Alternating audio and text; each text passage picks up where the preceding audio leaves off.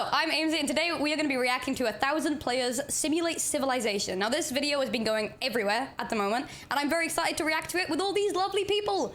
It's going to be fun, it's going to be great, and if you see this, please come follow the Twitch. It is completely free, helps me out a lot. And yeah, let's jump into it straight away. Let's go. All right, locking in.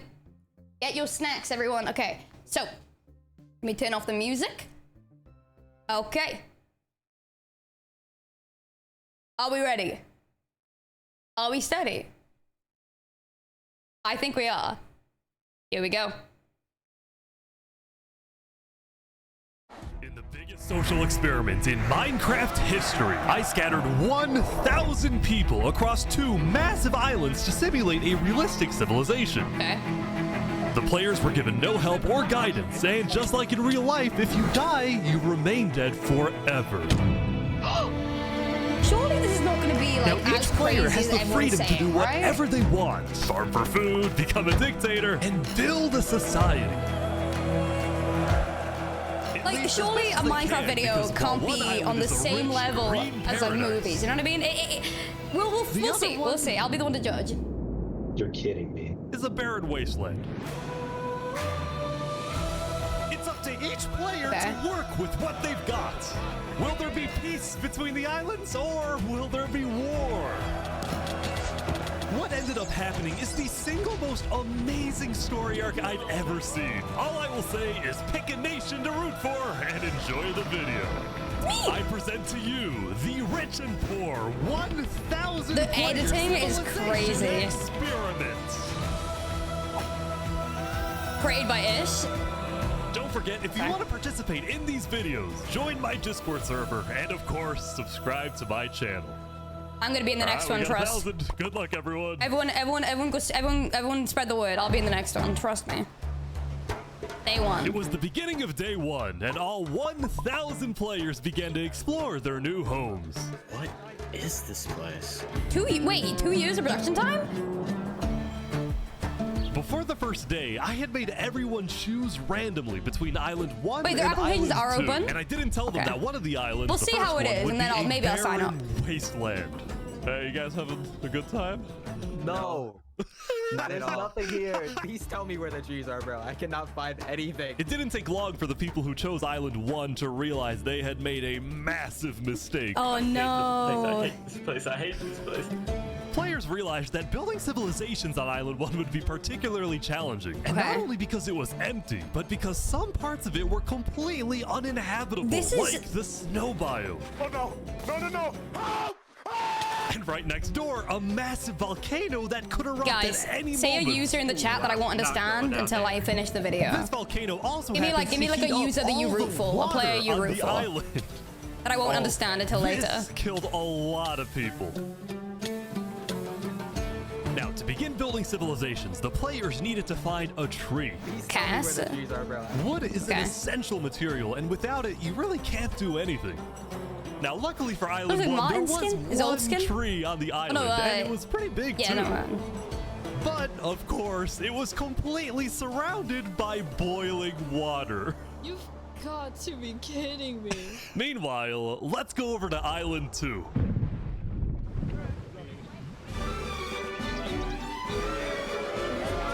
Dude, this is... Life on Island 2 was beautiful. The terrain was green, the trees were plentiful, and the water was normal temperature. Open for business. Wait, this is like the 50th annual? Water from the ocean? Are you trying to make me drink all the beautiful The people scenery? on Island 2 immediately realized they had chosen the island of safety and wealth. You are literally a piece of gold. So they think. Yeah. The only real danger on Island 2 was the possibility of falling down from a tree as you're collecting wood. But some people found a way to even work around that. So you're planning to build a bakery. Yes, I am. And you're forcing your employees to go up and get oak? Oh, no. She forcing you to work up here. Hey, no. It's double carrots, triple carrots. I don't want carrots. I want fair working conditions. Also, because of the vast amounts of trees, people were very quickly able to craft tools that allowed them to mine underground. Hello, Saps, you doing okay? Yeah, I mean, this island's great. So many diamonds already. Yeah. I need to see the timeline of this video. Overall, the people of Island 2 were thrilled with their new home, thrilled with their wealth, and they were very optimistic about their future.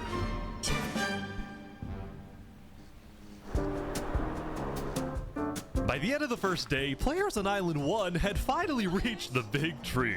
You realize how high up you are? Oh yeah, no, we're not scared. The skins are so interesting. Island 1 was still pretty far from having fully fledged Yeah, I'm rooting for the civilizations, bakery lady. but there were communities starting to form. For example, this player named Remy the Rats made a small restaurant to feed those who were starving. Remy the Rat, what are you serving? I wonder what them that here? TPS It's is very right now. popular. Bread?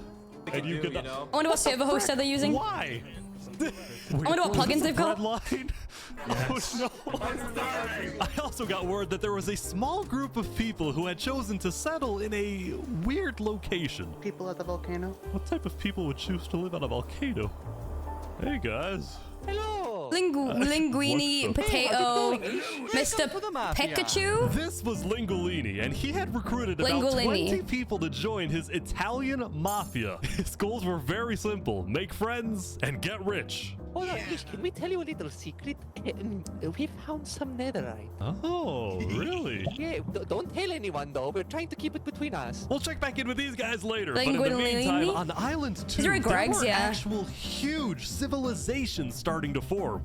I don't care about power. I don't care about government. I just want to make a nice place for my people to live. This player This is my favorite. Whoever this is, I like this person. People in a nation she named the I like that Cass person. Coalition. And I like this person. It was of very different types of people, including pirates, bankers, I hope she gets corrupt and it gets really bad. Owners, and their employees. I want women in male-dominated fields. How much are you even being paid to work up here? Paid? People are getting paid? Now, later in the day, Island 2 would face its first conflict. First conflict? Hey, you guys can't be destroying the beach. Who are you? A group of about 20 people were extracting sand from the shore right next to the Cass Coalition. Cass was obviously not happy about this, but who's the Shauna Shipman of this video, guys? They were from a much bigger nation called the Commonwealth. Commonwealth, okay. We're actually 5 nations combined into one, so we have strength in numbers. The Commonwealth was a massive civilization that was formed on day 1 when 5 distinct groups were close enough to each other that they just decided to come together and unify under one nation. As a result, the Commonwealth had a government with 5 leaders at the top and over 150 citizens. We're going to turn this mountain into our city. Swear that was. The Commonwealth leaders were very ambitious and wanted to make the Commonwealth the most beautiful, the most respected, the most powerful nation on Island 2, even if it came at the expense of others. I like Cass so far. Overall, by the end of the day, Island 2 was much further ahead than Island 1. Common flop more like? Oh, we got some. Happens in the following we got some crazies. Wait, can I put the subtitles on, guys? Is that okay?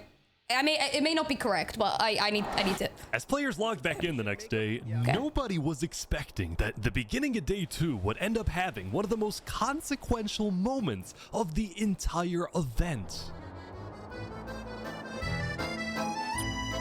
Remy the Rats was running his restaurant when he received a visit from a player named Spoon. Or like, I need food. Hello, my love. Yeah. I do have food. Hi, Muffin. Oh, I need food. Hi, Muffin. Do you guys want to see a dog? I'm too kind. I care about hold on. Sorry, I know I said I wouldn't pause. You want to show her? Muffin? Do you guys want to say hi to Muffin? This is my guys. Wait, I'm going main camera. Ooh. Look. Hi, Muffin. Hi. Bye, Muffin. All right. Thank you so much, my love. I'm gonna be reacting, but I'm gonna mute my mic because I'm eating food. Okay. Okay. Bye. It's such a problem. Now, this player, Spood, was a rising leader on Island 1. He was known for always giving away his own food. But some people started to suspect that Spood's supposed generosity was merely a method to gain popularity, to further his political ambitions. That is, until... Oh! Oh my god. Oh, he's a traitor. No, Skip. He was trying to assassinate Spoon.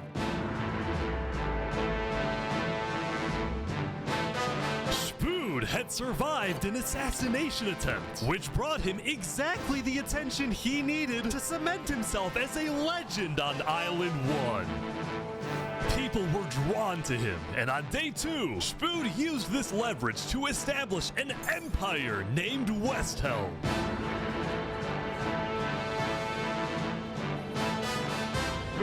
These people have made me emperor. This right here is going to be our capital. We're also building a massive coliseum. You mean where people fight to the death?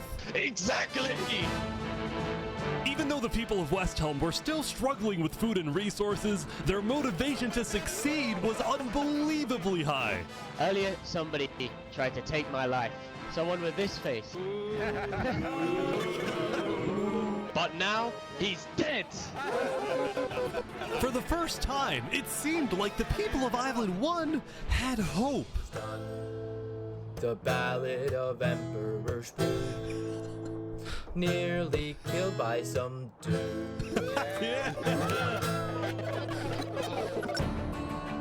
Island 1 was finally starting to develop civilizations, but not all of them were as motivated as Westhelm.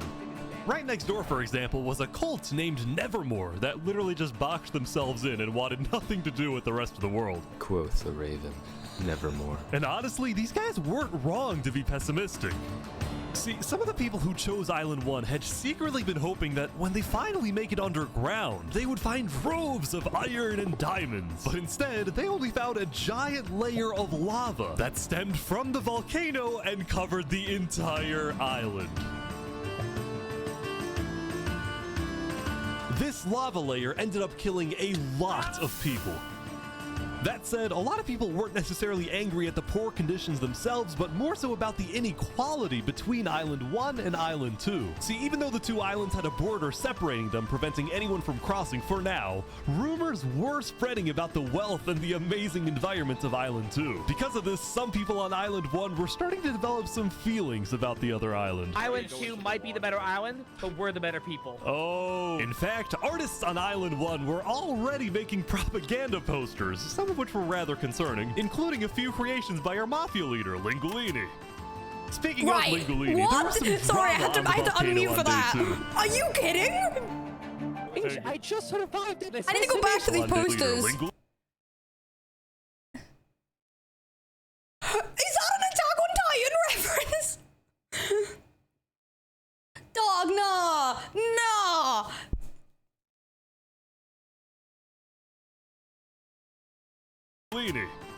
Speaking of Lingolini, there was some drama. Okay, I'm carrying on eating. You guys carry on. What the hell?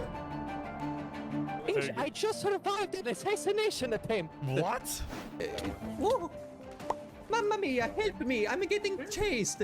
Lego likes just attacked me out of nowhere and I had to run down the mountain. It was becoming a pretty common occurrence on Island 1 for people to try to rob or murder as a means to get food or resources. But Lingolini was not going to let that slide. Well, what are you gonna do about that then? I put the hit out on him.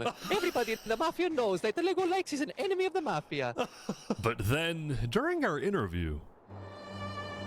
Oh wait, who's coming out over here? There's some people coming down. Oh, those are people from Infernus. They're our allies. Oh, really?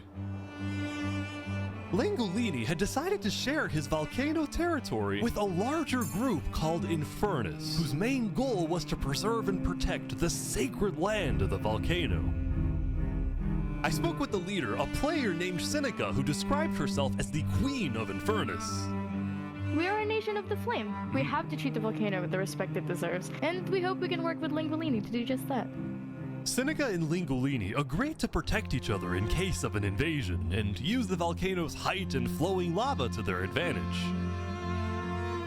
If anybody tries to attack us, we'll kick them out like a Koopa shell. Now, speaking of invasions, on day 2, the Cass Coalition was approached by an army of boats. Oh, crap. Guys, I think we're under attack. It looked like for some reason the Commonwealth was coming to attack. No, we can't fight this. We gotta run. Get everyone out, get everyone out. But after a few moments of panic, it turned out to be just a group of immigrants who had gotten lost. We are not here to invade, I swear. Oh, I got We're not here to invade you, we promise. Seems like it. Why are y'all here? It's you mother. But I didn't do anything. I just followed You them. brought them all. You didn't do anything. Okay. The leader of the migrants, a player named 3 Below Zero, profusely apologized for the scare, and then the migrants took off. What's going on, Cass? I know they didn't mean to do that. I'm telling my people not to worry. Glad to hear. Now on day 2, players had finally realized that Island 2 was not technically an island at all, but an archipelago or chain of islands. The northern island was an optimal place to settle with open fields, trees, and wildlife. So naturally it had the biggest civilizations, including the Commonwealth, the Caste Coalition, and a huge kingdom named Tricolor ruled by a monarch named Jofiel. The red stands for the underground, the green for plains, and the blue for the coast. The center island, meanwhile, had pink cherry blossom monarch. trees and was the home of a small nation called Barbieland. What is this? Life in plastic? Oh god. It's fantastic. Okay. And lastly, the southern island was big, but also extremely dense, flooded with jungles and swamps. As a result, nobody really wanted to stay there, although I did find one person.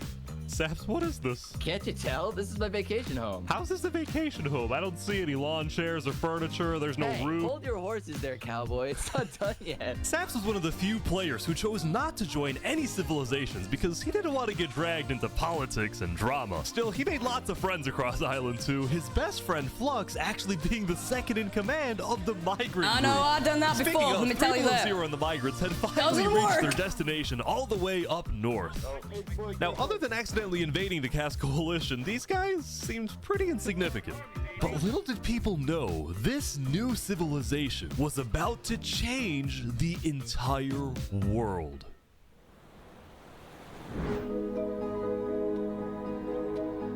We are blessed to live where we live, and we intend to use it for good. We are enlightened. We are the light. We are Luminara. The migrants had decided to call their civilization Luminara. They saw themselves as the light of Island 2, the innovators. I'm just taking my food out. Talk amongst yourselves so far. Hold on. All right, one sec.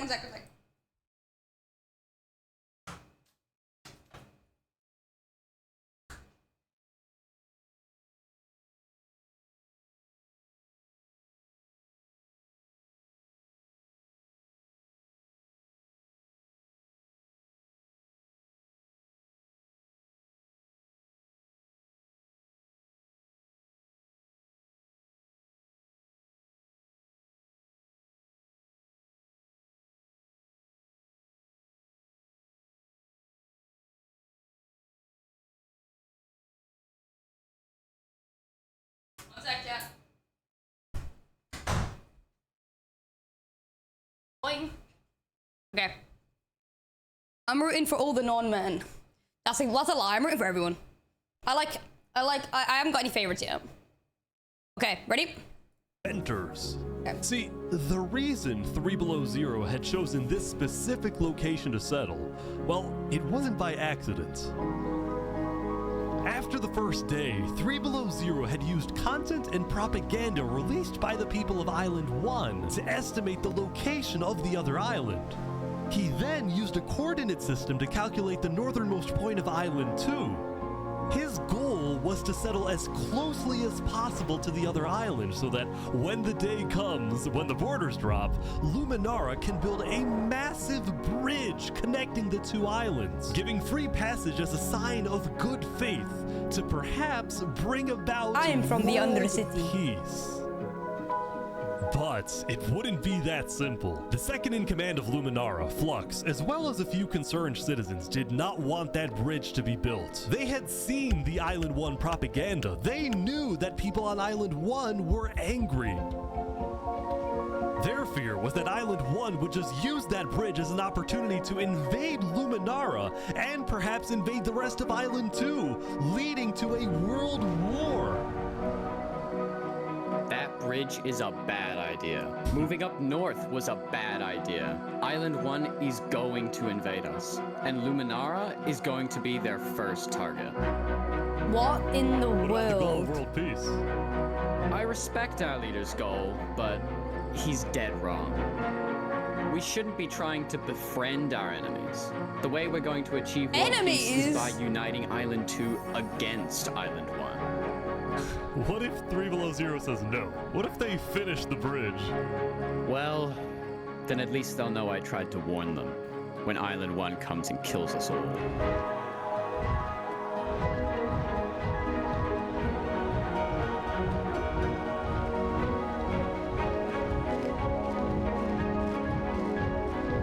Aura? Dog, I'm sitting here and I'm like, guys, what if we all just held As Day 2 hands? came to an end, tensions were rising, both within nations and between islands, leaving people worried. Bro, about I'm a what's going Team to 1 happen defender. next. Okay. 428 left? Back on Island 1, Oh, I this was means watching a small group of pirates who called themselves Al-Karasina. Al-Karasina, my friend. We're the baddest pirates around. Now, if you look closely, there was a person of interest hanging around Lego. with the pirates. Lego Lego likes just to take me out of nowhere and I had to run down the mountain. Well, what are you gonna do about that then? I put a hit out on him. So to be clear, Lego Likes had a bounty on his head, and he was hanging around pirates. You could probably guess how this ends. Yo, Lego Zanga's here. So is this is everything you guys got, huh? Not much. Ooh. They're boiling him!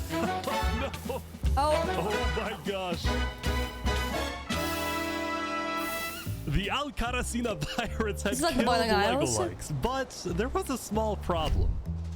Did you hear about the news? Yeah, I saw it, but we don't know who claimed the bounty. It didn't say it in the chat. Because Lego Likes had technically died to boiling water instead of a player, Lingolini didn't know who actually killed him. But fortunately for the pirates, when a player dies, the dead player drops their own head, which the pirates believed would be the proof they needed to Wait. collect their bounty later Aim sub today. SMP. So you're expecting a payment later? Yes. All right. Well, I'll go.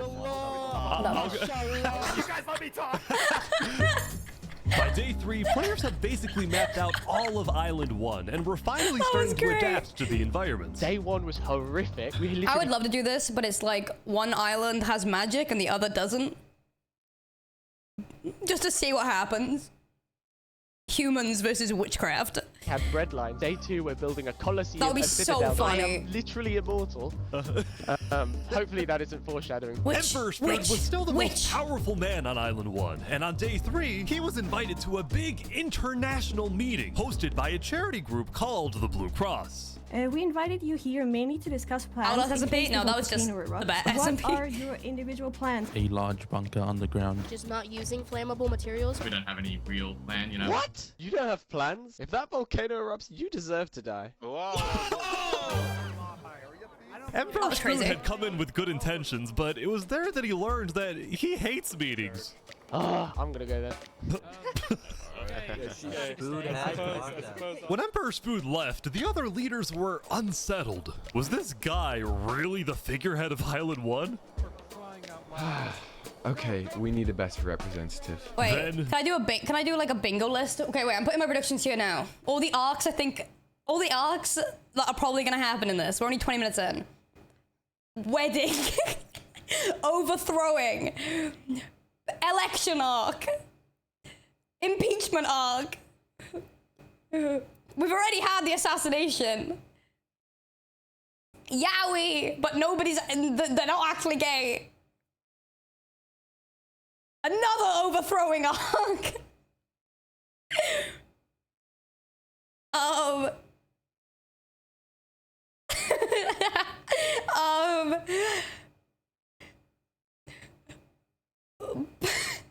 War. Memory loss. No, I'm kidding. Basically right on cue. Elysium diplomats follow me. Bodyguards. Sorry guys, sorry, I'm late. This is Benji, and he's the leader of Island 1's second biggest civilization, called Elysium. Okay. Elysium. See, on day 2, Benji had discovered that toward the outer edges That's of cool. the island, I away like from the Elysium. volcano, I like the Benji. water isn't boiling Benji hot Button. anymore. So he founded Elysium, which literally translates to a place of ideal happiness. Yeah. And he made the nation to give peace-loving people a chance to relax and No, I've get not away seen it. from all the troubles of Island 1. Be honest, you've already seen it. I'm not gonna lie, I literally just used every single typical SMP storyline arc. And also, I've recently just left an SMP that I tried to stop all of these arcs. So I'm like, it's fresh in my mind. I said Look at these Elysium guys swimming in the water. Like, they've already got the mafia too. Lord Ish could summon a single mushroom cow. All right, if anyone drops a pufferfish in the next 60 seconds, I'll do it. What do I have to do? What do I have to do? We need the pufferfish. Quick. There it is. All right.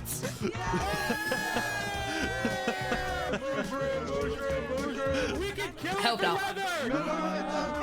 Now, back at the Blue Cross, Benji and the other leaders discussed the possibility of creating a full Sarah, we could do 1 this. alliance. All the leaders at the meeting, including West Helm's representatives, believed that given the harsh conditions of Island 1, an music is island-wide so alliance good. could be a game changer. But first... Before we make this official, we have to convince everyone else to join. See, there were a few civilizations not present at the meeting, and to complete the full Island 1 alliance, the Blue Cross would have to go out and get them all on board. First was the Al-Karasina pirates, who coincidentally happened to pass by the meeting as it was happening. Hey, guys. Hello. They were on their way to collect their bounty from the second nation not yet in the alliance, the Linguini Mafia. Oh, yes, they're waiting. Make sure stable volume is off in YouTube settings. Wait, what? What are you? Wait, why? Wait, what the hell? I've never seen this in my life. What the hell does that mean? What does it do? Sorry, welcome back to tech support. What the fuck? What is stable volume? Oh, better quality. Oh, I'm looking for Hello, Mario. anyone? Oh, interesting. Okay. Ooh, mamma mia! It looks like a small brain. It sure looks like a Lego lights. Meanwhile, the Nevermore cult would probably be a little bit more difficult to convince, but the Blue Cross said they'd try anyway. Now, as for the fourth and final nation, well, it was a bit of a mysterious group. Their civilization was down south, and they were very isolated and secretive. They were also rumored to have an extremely strict government, but also a large amount of very skilled fighters. As a result, people were kind of scared to approach them, but they knew they had to eventually to complete the Blue Cross Alliance. Okay. They knew that if this alliance works out, it wouldn't matter that they all lived on the poor island. All of a sudden, out of nowhere, the most powerful force in the world would become Island 1. Okay. At first, Island 1 was supposed to lose, but now they were on the verge of turning their lives around completely.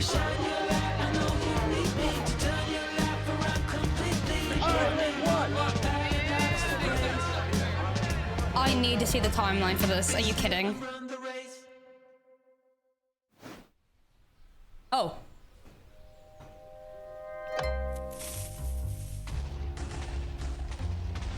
Okay.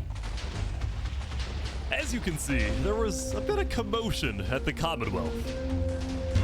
They had just exploded their own land because of a miscommunication.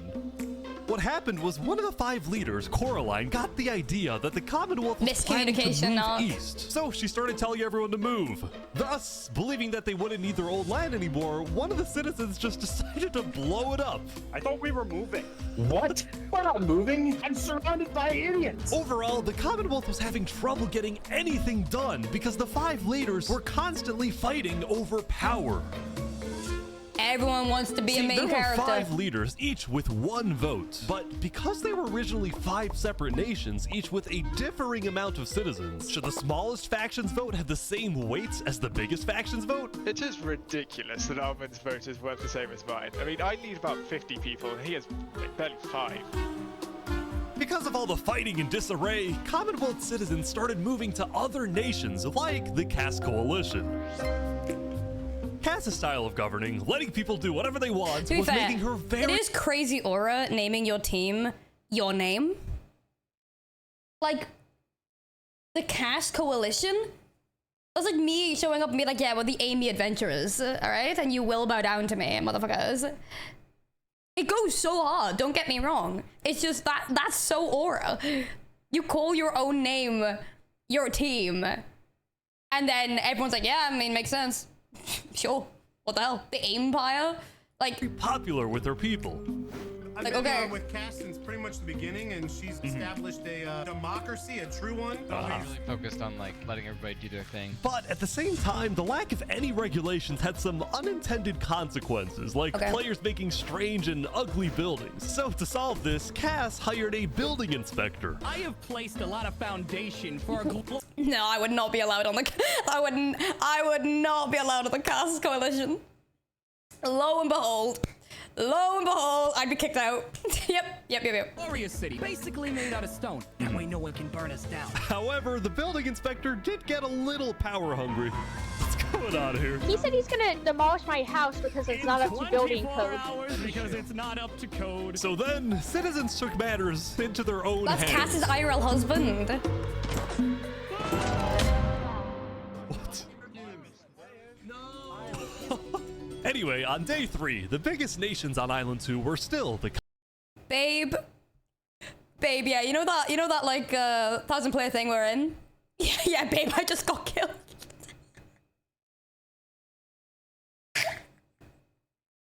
Babe, you know how you hired me to be the inspector? Yeah, man, I just got assassinated. Commonwealth, the Cass Coalition, and Tricolor. Tricolor was a medieval civilization separated into 3 regions, one of them being an underground city. Oh my gosh. This is big. It's sick. People didn't really know that much about Jofiel and Tricolor because they tended to be more private. Jofiel was more interested in building up Tricolor rather than... I have a question. It's saying day 1, day 2, day 3. I'm assuming they're doing full 24-hour IRL days by the days, I'm assuming. Like, based on footage? Okay. Than doing outside diplomacy. But people would still come to Jofiel with all the political 2-hour news of sessions Island 2. per day. I am so tired of the politics. How the... Wait, what?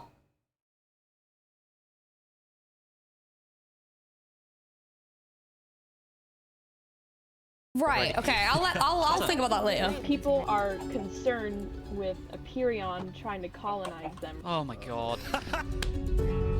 Now, this particular rumor about a group named Aperion colonizing people happened to be false. Aperion was just a small town led by a player named Alkaline, and it was actually the only nation other than Luminara that directly bordered the ocean next to Island 1. Okay.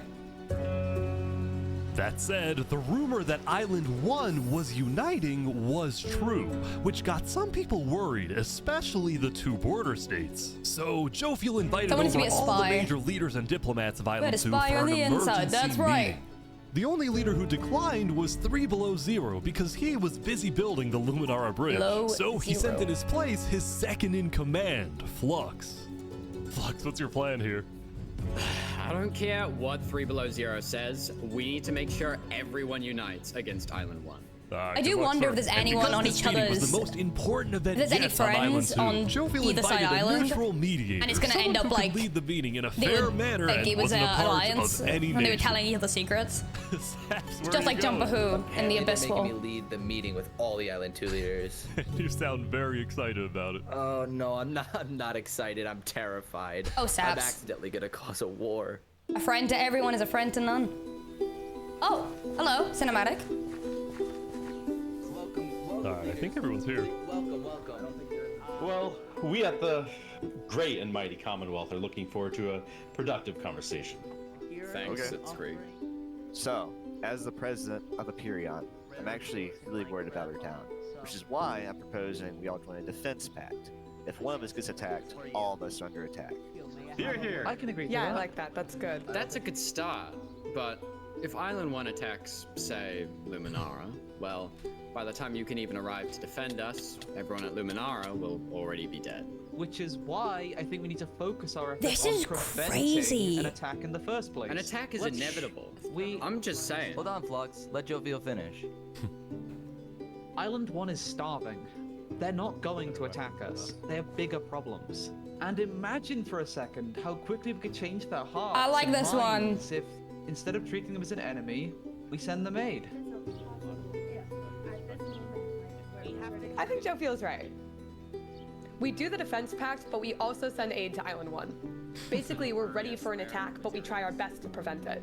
I'm on board with that. I can agree to that. Okay, shut up. Guys, no, this is ridiculous. Oh, Flux. Island 1 is literally making propaganda saying death to Island 2. They're jealous that we live in a paradise, and they're gonna invade. Jealous? Jealous? Jealous that you live in a paradise? No, it's because all they've ever known is rubble and nothing. It is not jealousy. It is common sense to wish you had something better.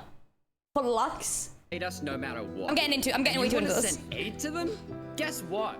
They're gonna take whatever you send them. Food, armor, weapons, and they're gonna use all of that against us. He might have a point. Hold on. Island 1 isn't evil. They're not savages. They just need help. You cannot be this naive. Well, there's a guy under the guy under the table. There's a guy under the table. Everyone is super on edge. They're worried about traps.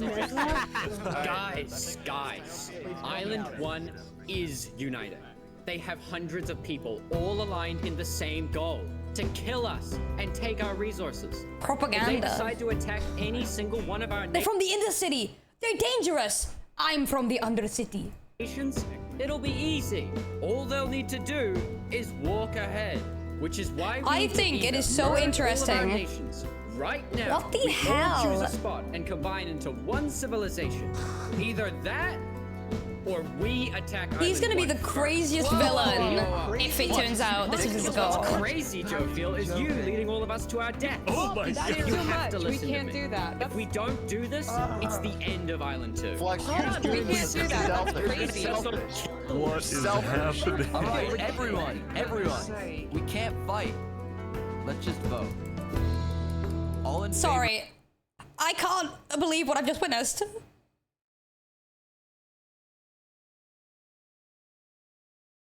Just vote, just vote. I already know I'm out. Just vote.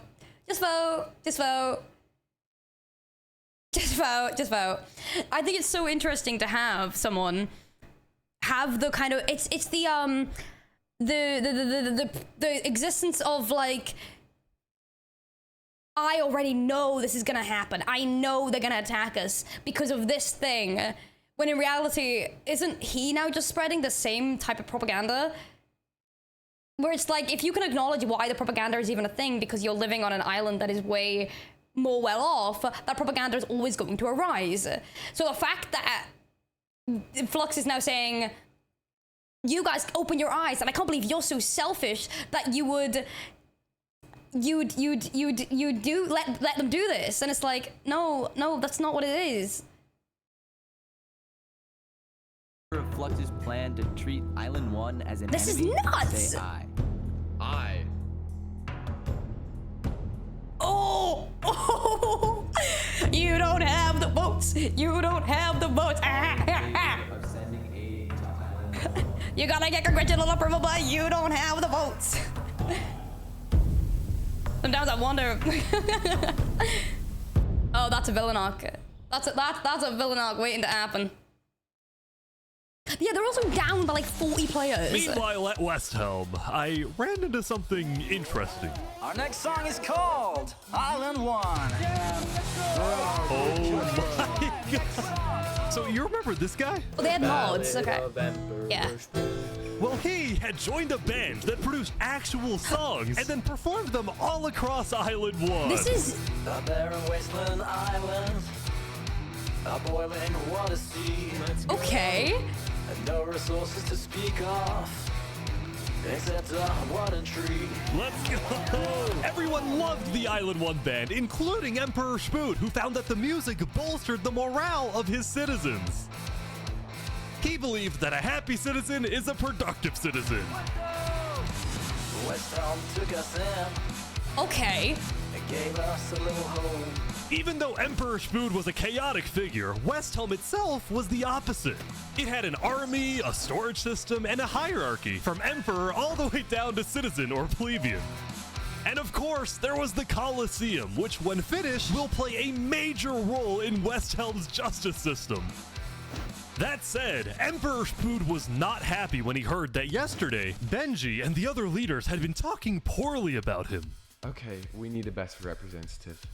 Our final goal is to put Benji Button in here. No, that is a joke. That is a joke. You don't want Benji to die, do you? Well, I mean... Benji and the other leaders were concerned that Emperor Spood is unstable and may one day try to take over the entire island.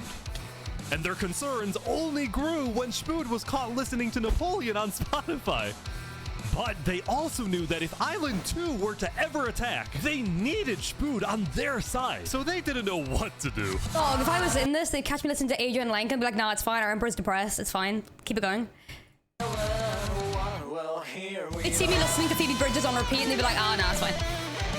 I just want to say, Our Emperor's fine. thank you, Spoon, for all your support. You're welcome.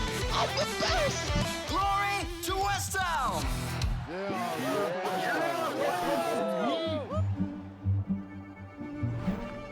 Meanwhile, Seneca, the Queen of Infernus, had decided to begin building a massive castle for her people. Yo. A beautiful home base that would hover directly over the volcano.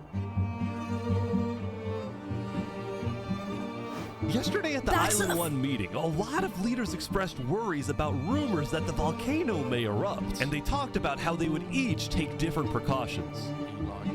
Wait, how have they? Wait, pause. How have they came to this agreement? Except for Seneca, who had decided to take the opposite approach. It's all just paranoia. If we really value the volcano, we need to have faith in Okay, Lottie. Okay, Lottie, pack it up. No, Lottie Matthews. Lottie Matthews, pack it up. The volcano will provide. The volcano will provide. The volcano will provide. The main goal of Infernus The volcano chose me. The volcano chose me. The volcano chose me. The sacred land of the volcano. So what better way to show faith Get the and queen card demonstrate out. loyalty Get the than to queen make card your out. home right above it? Lingolini, meanwhile, decided to make his home underground within the volcano. We live under the ground, like a Goombas. Lingolini's main goal was to get rich, and having direct access to iron and gold was one reason for him and the Mafia to live there. But it wasn't the main reason. Remember this interaction from day one? Oh, yes, can we tell you a little secret? Netherite. We found some netherite. Oh, really? Scattered throughout the volcano were pieces of netherite, the rarest and most powerful mineral in all of Minecraft. Not even Island 2 had netherite. It was the single secret advantage that Island 1 had. And the only ones who knew about it were the Lingolini Mafia. They got no and diamonds, Infernus. yeah.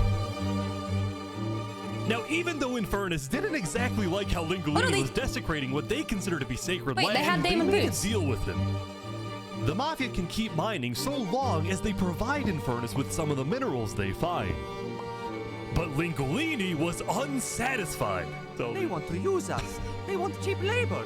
I'm not giving them anything. Lingolini didn't like How how can he do Infernus that was so well, by the basically way? forcing the Mafia to mine for them with nothing in return. So he secretly instructed everyone in the Mafia not to give Infernus anything.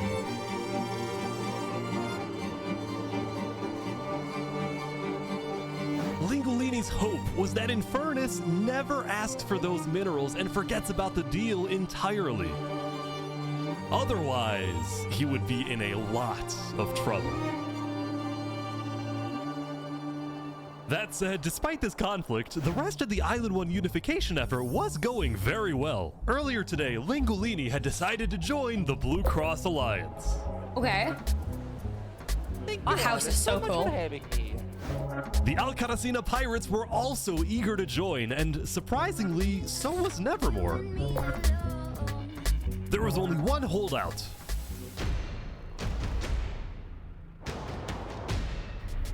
This mysterious civilization was called the Covenant, and it was ruled by a dictator named Turntap.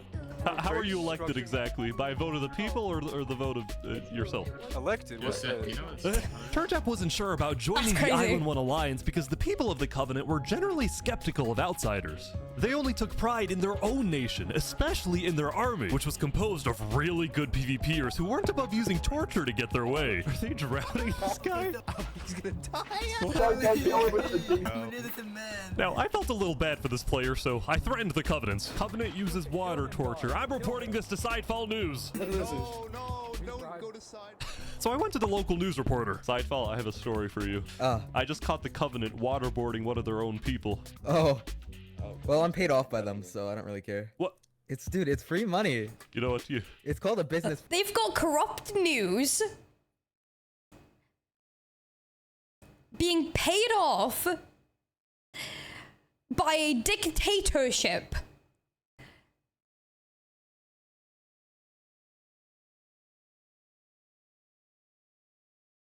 For a reason. It's not for profit. Sidefall ran a news business with questionable ethics. He was also known for making up fake stories, writing things like, the lava is rising, just to sell more papers. That said, earlier today, he had made a legitimate discovery that could devastate the entire island.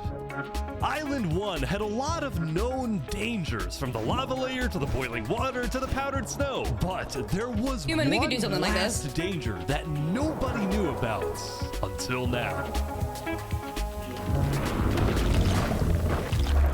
Cousin! Where you been? Oof!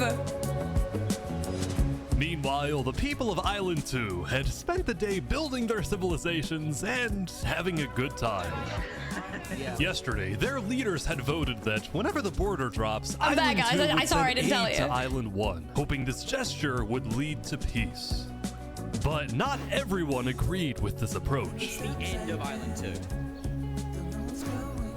When Flux returned home to Luminara, 3 Below Zero was furious at Flux for causing chaos at the meeting and for going against Luminara's values. Yeah, I would be too. 3 Below Zero, as the leader of Luminara, was actually heavily in favor of sending aid to Island 1. The whole point of the Luminara Bridge was to make peace with Island 1, not to start a war.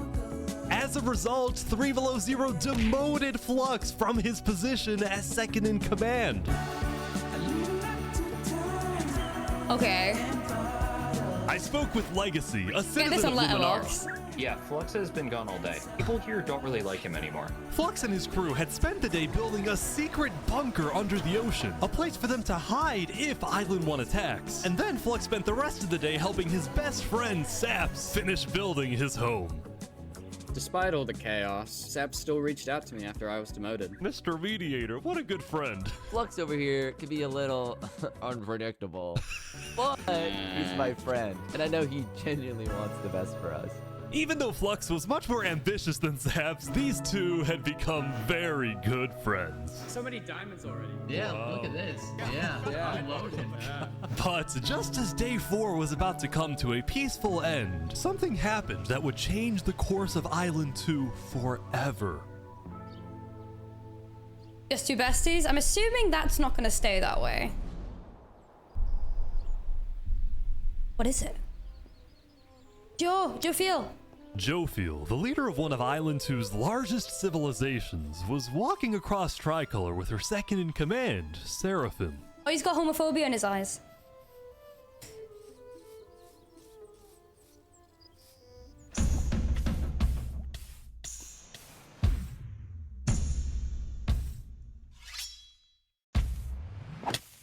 Seraphim!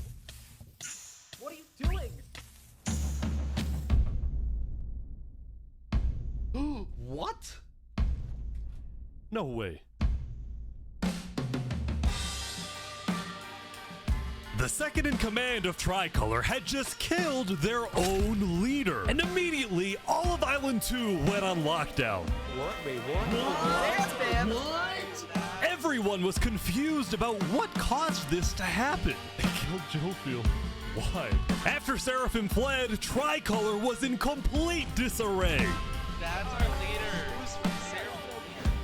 Back at Saps' place, Flux told Saps it might be a good idea for him to call an emergency meeting with all the leaders. So, for the sake of the island, Saps agreed. Okay, I just got 2 messages saying Seraphim is they, them, Seraphim uses she, her. Guys!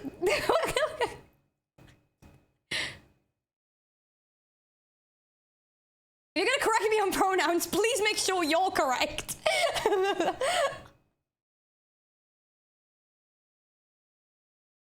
Their character is she, her. It says she, her on her Discord. I'm getting mixed signals. Oh, their character is she, her at the very least. She, her. Okay, okay. She, her. Okay. Agreed to host a meeting tomorrow, but for now, She, he her. and many others headed to Tricolor to help them restore order.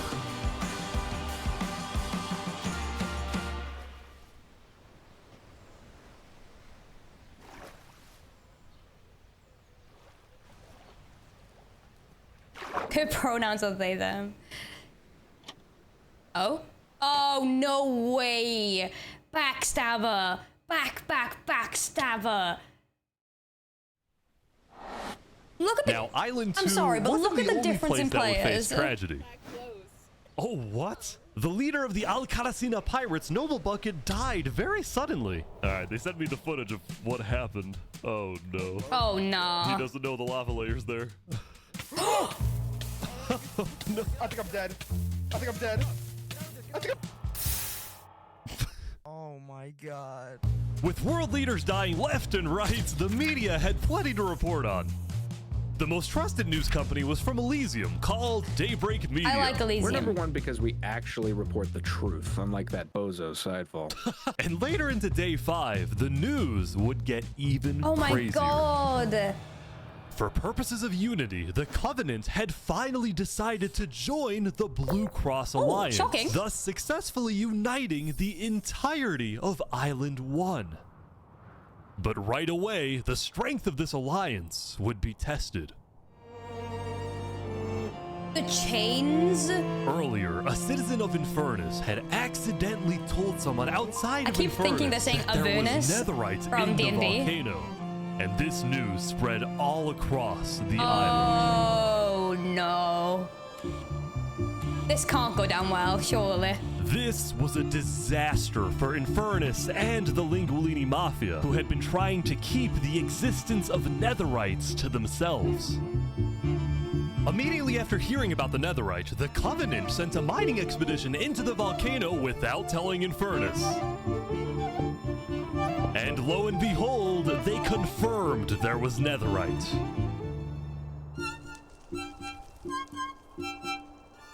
Uh-oh. Because the Covenant had a scary reputation and a ruthless army, Queen Seneca of Infernus felt it was in her best interest to allow the Covenant to mine. But when other nations like Westhelm started asking if they too could mine in the volcano, Seneca said no. Sarah, this is like my... this is what I'm good at. I'm not good at videos. I'm not good at editing. I'm not good at gaming properly. I'm not good at waking up on time. I'm not even really good at being that much of a human of society. Minecraft roleplay, however, I check all the boxes. Get me in, coach. You know what I mean? Like, I don't have any social skills. Very, very bad at waking up at a normal time. Very difficult about, you know, existing in the same way that humanity is existing. Very scared of everything. Very anxious all the time. Put me in Minecraft roleplay, I can LARP. Look at my boy, he's so neurodivergent, but boy can he LARP. You know what I mean? People are saying we're being selfish. They're the ones being selfish, trying to take our Neurodivergence be damned, my boy can LARP. Listen, Island 2 is rich. We are not. Now, I'm with going to go to 20 Netherite, okay, we I'll actually look have a into it. chance of evening the playing field. But There's the gonna be so volcano many, though, I won't people get through. are hogging it. I'll do Before any an fighting could application break video. out, the Blue Hi, Cross guys. quickly reached Can out you to be your all the leaders comfort and told them to put this civilization issue on hold. event? We're inviting everyone here tomorrow, so we can all talk this through peacefully. These are 10 reasons why We're I Island shouldn't One. join. We It's his cannot new video. afford to have a war over some mineral.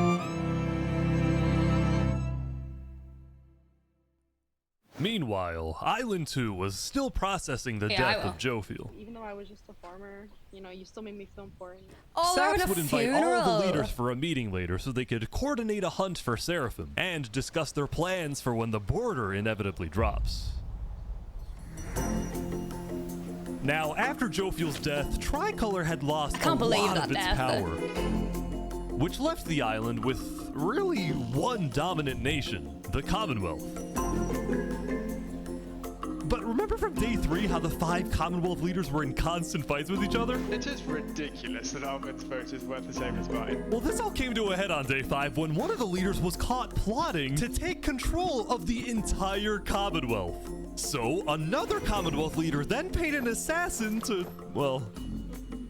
Oh my god! Oh my god! Wolfram's dead. What? We just witnessed murder! After this, people from the Commonwealth lost even more faith in their governments. This Commonwealth citizen went to the Cass Coalition to complain to Cass directly. I got information that there might be netherite on the other islands. My leadership said, quote, netherite is useless. Netherite is, of course, not useless. I think that's a foolish statement. As the Commonwealth erupted, the Cass Coalition thrived. But they did have their own problems. Is this your employee? Yes, he is. That implies I get paid. Is he not getting paid? Skip out on work. You hear this woman? Earlier, Work Daddy had ditched work to attend a party in Barbie Land. So as punishment, his employers forced him to risk his life and chop down one of the tallest trees in the Cass Coalition. He's asking for help. What is he yelling about? I can't hear you. You're so far up. You have to get closer to the ground. Oh!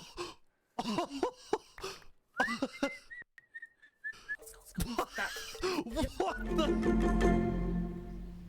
Now, that's the best part of this video so far. That is the best part of this video so far. That was so good. Hold on. You have to get closer to the ground.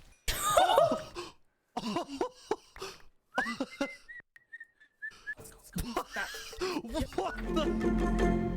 Average OC. Now, side because plot. of this recent tragedy, Cass decided Oh to my stay God. home from Saps' The meeting. cut-off scream, bro. That said, every other major leader was now on their way.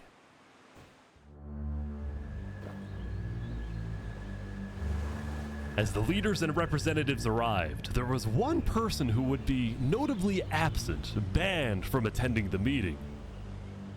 Before the meeting started, Flux called me to his underground bunker because he had something, quote, important to tell me. Flux, what are you gonna do? Well, first, let me just explain. I'm not allowed to attend this meeting because the leaders of this island are utterly incompetent. They can see that Island 1 is gearing up to invade us. And their response is, let's give Island 1 more gear. It's completely brainless, and it's going to result in all of our people dying. So, you got a plan? I had a plan, but nobody listened. They all voted against it. Look, we can still save this island, but the current leadership has to go. Yappa, yappa, yappa. What do you mean, has to go? Has to go. Removed. And I'm done waiting. It's gonna happen today.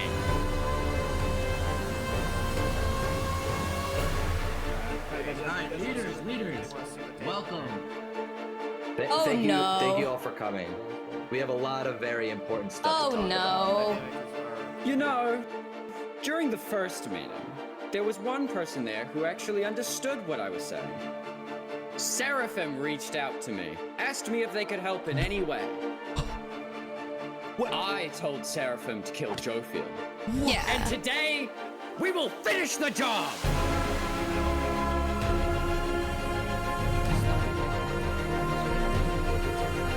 Wait, so Seraphim gets there. What actually happens next? Something I didn't want to do, but something that needs to be done. I'm going to save this island by any means necessary. I would like to bring you to By the your table. means if necessary. you agree with full chaos on Seraphim, please say aye. Aye. Are you sure this is gonna work? I don't know, but we have no other choice. Alright, so I have something to say. Is there a possibility, any possibility, that the assassination of Wolfram and the assassination of Jofiel by Seraphim is any way connected? Is there a conspiracy going on right now? Do we think that's a thing? Are leaders safe? I have reason to believe that leaders are not safe. Flux, do you feel any guilt doing all this? Well, part of me feels bad for Saps. I also don't think the leaders are safe. What do you mean you feel bad for Saps? He has no idea what's about to happen to him. But if you had to betray one person to save 1,000, would you? That's nuts, dog. What just happened? What happened? I didn't do that. I didn't do that. Oh my god! Why is there a trap? Is this all set up? Saps. Where's Saps? Where did he go? Did Saps do this? Wait, Saps? You have to find him. Put him down! Kill him! Kill Saps! Saps, where are you?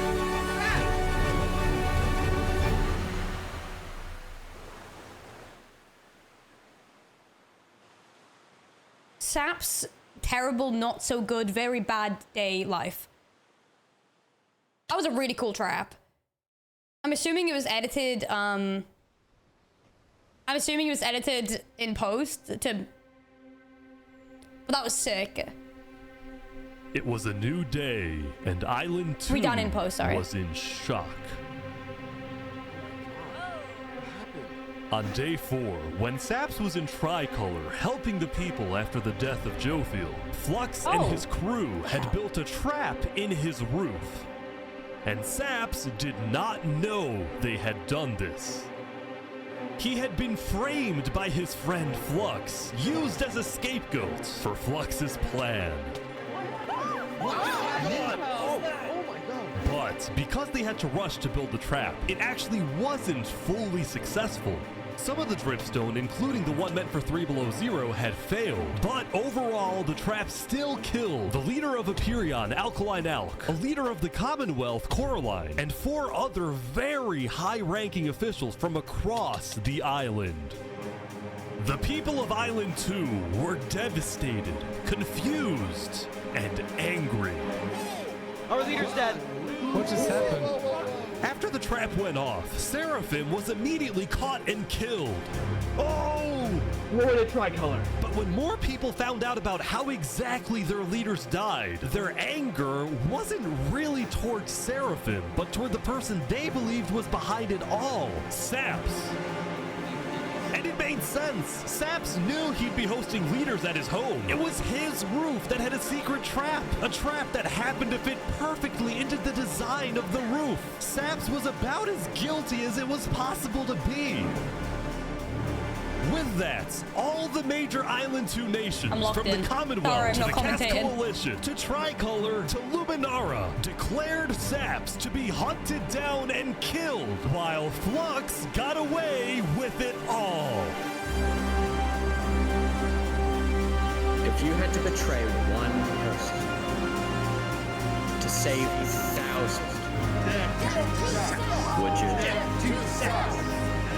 So let me just to make sure I'm getting this right. Flux is trying to eliminate the leaders that want to help aid Island 1, or that they're not on the same agreement. Flux is trying to get rid of them so that Flux's ideals are on top, prioritized. So Flux is trying to wipe out all of the other leaders so that Flux is able to rule under his own command. Trying to create panic, he's trying to fearmonger, and he's also killing... Show me the sausage. I think he's asleep with Gucky right now. He wants them to be willing to fight. Oh, so he's trying to create fear so that, like, oh my god, if these leaders can get killed, what do you think is going to happen next? Interesting. This, at the beginning of day 6, it was announced that tomorrow, on day 7, the border between the two islands will finally fall. Okay, here we go. Both islands now have 1 day to prepare.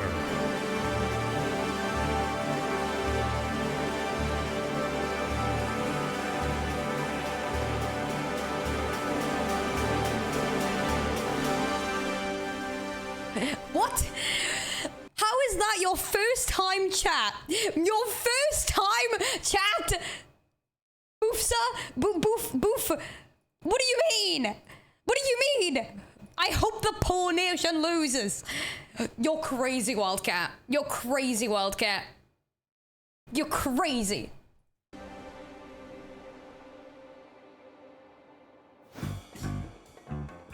Now, when the people of Island 1 saw the chaos happening Nothing on on the my other nothing on islands, my most girl. just Nothing on my didn't really care person. about it. Seneca. A lot of the hatred against Island 2 that was popular in the early days had faded away. I love That the Attack is, on Titan except for meme. this player named Oppenheimer, who was determined to take out Barbie Land because in 2023, the Barbie movie had outsold the Oppenheimer movie.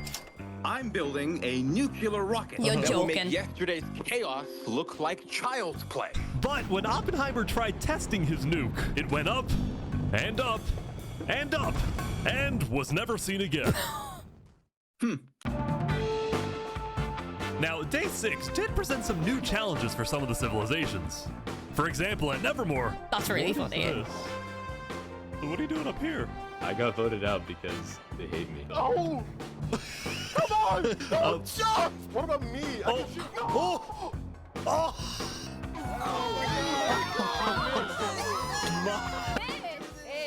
What? I didn't do anything. I blame Ish. Meanwhile, at Elysium, I hate being a leader. Everyone here is so stubborn. Benji was having trouble getting laws I like Benji passed buttons. because his people kept opposing any changes that threatened their peaceful lifestyle. The people of Elysium were generally skeptical of government officials, sometimes even holding trials against them. Although this particular trial did not go to plan. Guys, somebody stole Gerald. The mushroom cow, Gerald, has been stolen. Let's go! There they all go. Meanwhile, at West Helm, there was a bit of a food problem going on. Not a shortage, a feud. See, Remy the Rat had opened up a new restaurant right across from the Coliseum, but the food was questionable. Poison fatal? So his customers had instead started buying their food from another player named Dinosaur. That is, until... Oh my god! Oh my god!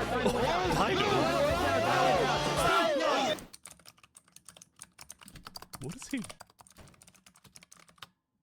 Permanently closed. All food is now at... Remy, are you behind the murder of Dinosaur?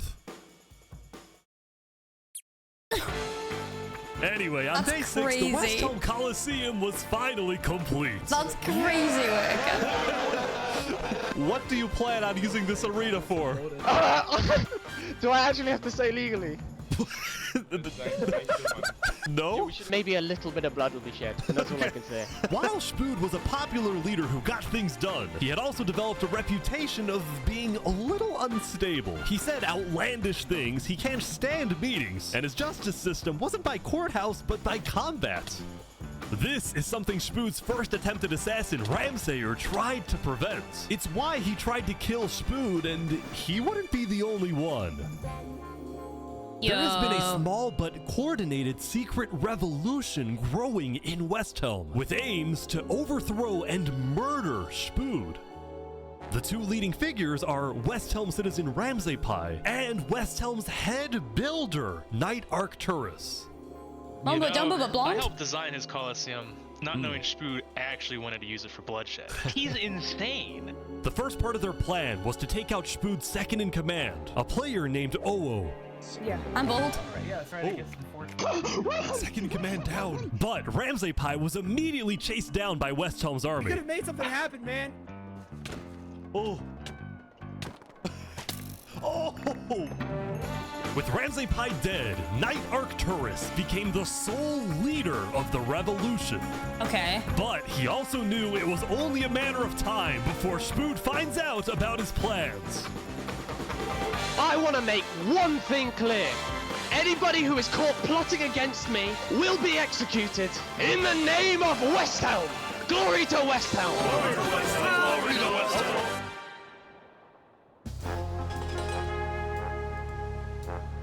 Now, before the border drops, the Island 1 leaders all met to discuss what to do about the Netherites in the volcano. Going into the meeting, people were not happy with Infernus and the Linguini Mafia, who were believed to be keeping Netherite to themselves. Please keep all your weapons holstered at all times unless you absolutely have to take them. The meeting began with West Helm's representative and Spoot's newly appointed second-in-command, Spider.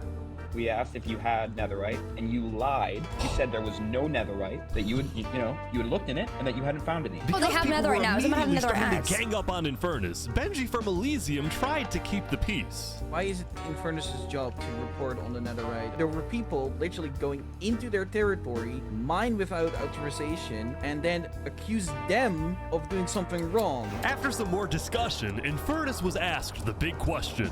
Will you open up rights to mining underneath the volcano?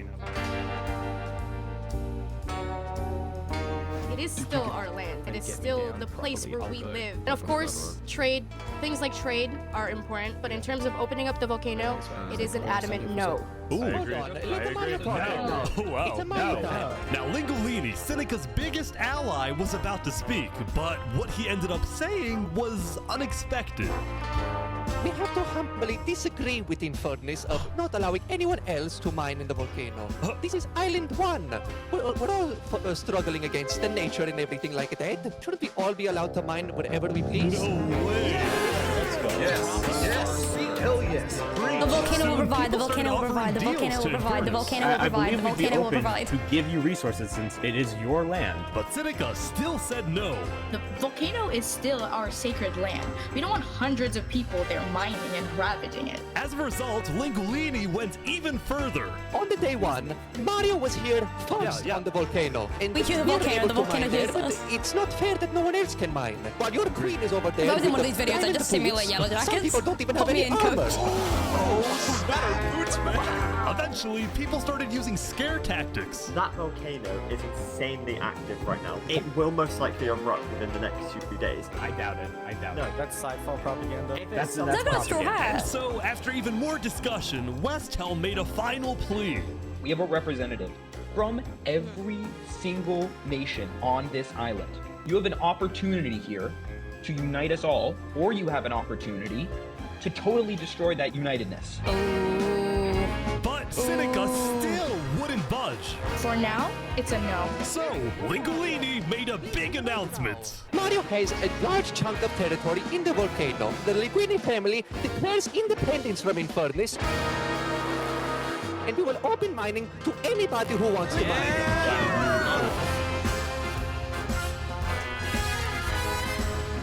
Seneca's leaving? Great. Seneca had left the meeting, furious at Lingolini's betrayal. Oh no. I wish we had a better outcome, but this meeting's adjourned. Oh no. This action will have consequences. I'm feeling a butterfly right now. Yo, am I crazy? Saps, what just happened? Dude, what just happened? Every leader in front of me just died. And you had nothing to do with it. It wasn't me. Someone was in the roof. I'm getting framed-ish. Following yesterday's trap, Saps was on the run, as he was now the most wanted and notorious criminal on Island 2. I'm screwed. What am I supposed to do? He had no choice but to hide amongst the dense jungles and swamps of the southern island. But he also knew that the longer he hid, the more guilty he looked. So earlier, he had decided that he would turn himself in under the condition that he is given a fair trial. Flux, meanwhile, was satisfied with the success of his plan, but it wasn't over quite yet. We got 2 leaders left to kill. Call me Cass, and of course the guy who demoted me. Nothing And on because Below Seraphim Zero was and dead, Cass, Flux okay. sent another member of his crew to take care of the job. Oh no. Oh no. Oh, mate. To the world, this looked like yet another senseless assassination. But to Flux, it was the strategic progression toward making the people of Island 2 paranoid. So paranoid that they wouldn't trust anybody, and especially not Island 1. In fact, the new leadership of Tricolor was already preparing for Island 1 to invade. I think we should secure our nation, make sure we have plans when inevitable war and fighting starts. Sending aid to Island 1 was officially off the table, and the construction of the Luminara Bridge had come to a stop. After all these days, Flux's plan was finally working. The wilderness chose. Now, the Cass Coalition, meanwhile, hosted a diplomatic meeting on Day 6 to try and increase the morale of Island 2 before the border drops. Although Cass herself was too scared to attend the meeting. When you got skin in the game. I am, like, I want to enter, but my members are telling me not to because there was an attempt on my life yesterday. Flux got what he wanted, Because and Cass he got was one more of the than he last got. remaining major leaders on Island 2, she now had guards with her at all times. Here, I'll trade you armor. Why? Just want to make sure you guys do not die. Please don't die. That said, everyone would soon be tuning into the trial of Saporado to find out whether Saps We will be freed tuned in. or executed. Several nations argued over who would get to host the trial, but the Commonwealth ended up winning. We've made this beautiful venue to show the world that the Commonwealth is still the strongest. Oh, wow. But first... Dude.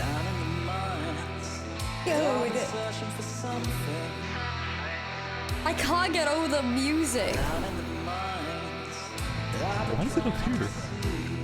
Well done. They're moving the warden up. No. No, they're not. Wait, can you come on? They're bringing it to the surface. Oh.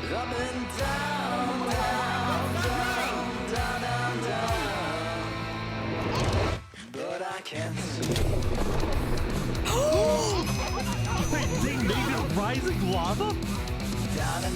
So remember that discovery that Sidefall made? Well, it was a warden, also known as the most dangerous creature in all of Minecraft. Sidefall had then renamed the warden to Rising Lava, so that when he was accidentally killed by it, the entirety of Island 1 went into a panic.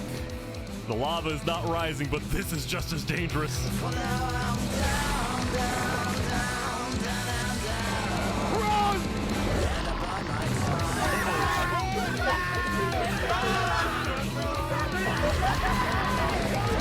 The warden had been unleashed onto Island 1, going from place to place, terrorizing civilizations. I'm in shock.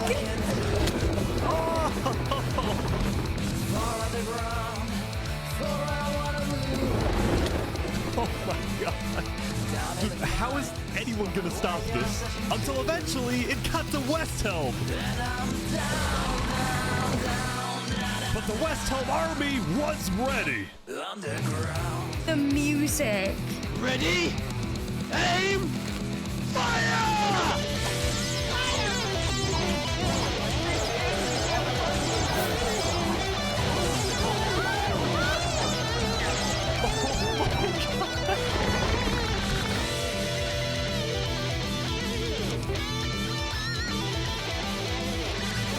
Come on! Oh my gosh!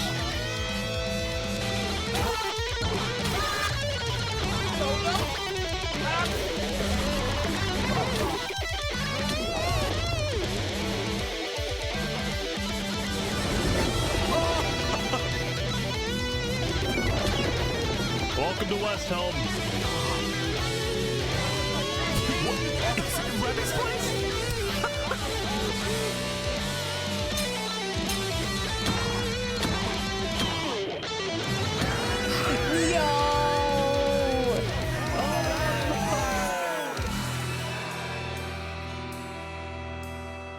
Remy!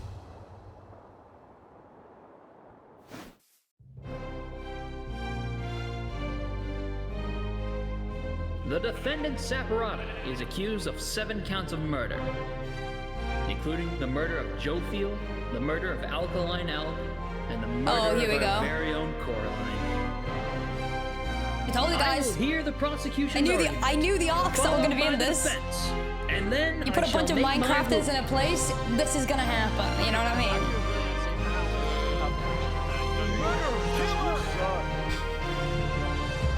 mean? Prosecution, go ahead. Your Honor, Saps constructed a meeting hall which contained the deadly trap, pointed at everybody but himself. As a prelude for the meeting, he had his accomplice, Seraphim, assassinate his leader before running to the trigger, ready to pull the trap. He then fled the scene after the trap went off, just long enough after faking his surprise. He is not only a cold-blooded murderer, but a terrorist. The prosecution then called a survivor of the trap, Zekor, to the stand. We know after investigating that only one seat had no trap. Can you identify who was sitting in that seat? It was Saporata. As if that is not the most common.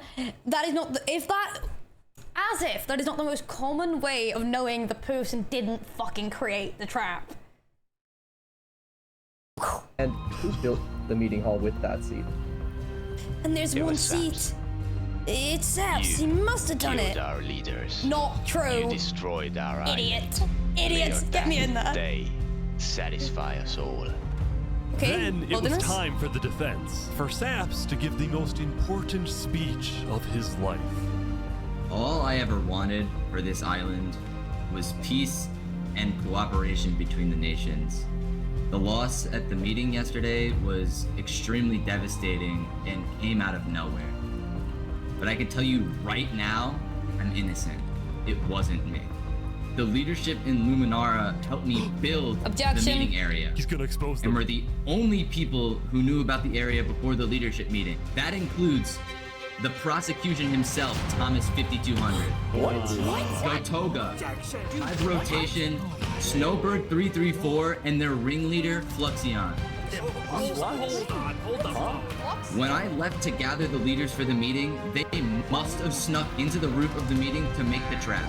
The people who I thought I can trust the most used me for their malicious intent and killed the leaders and blamed it on me. Saps had figured out he was betrayed and framed by his friend Flux, but he would end up making a critical mistake. Oh? I find it rather interesting that Three Below, the leader of Luminara, is one of the only people who survived the trap. I find that rather interesting. What about it? The trap too.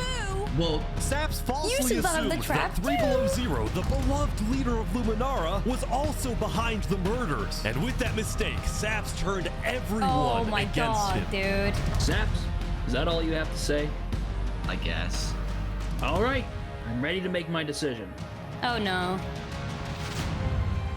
Judge Timebomb, find Saporata Guilty of all crimes. guilty on all counts. Knew it. Saps is to be taken to the top of the gauntlet and executed immediately. Executed. Oh, that's it. Oh my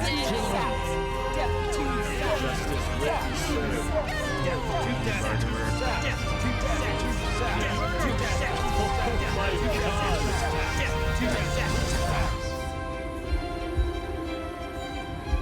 The harpy.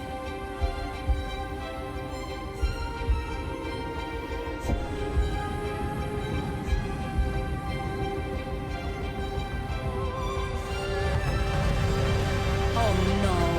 Wait, is he running? Go, go, go, go, go. No way. No way. Sap, it's not that hard. Oh, it is that hard. No, it's not.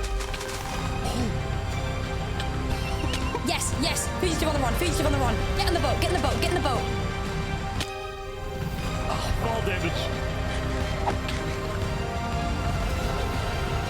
He's so dead. Boat, boat, boat, boat, boat. Where'd he go? Bodyguards. He escaped, man. Did he actually get away? You gotta be kidding me. No!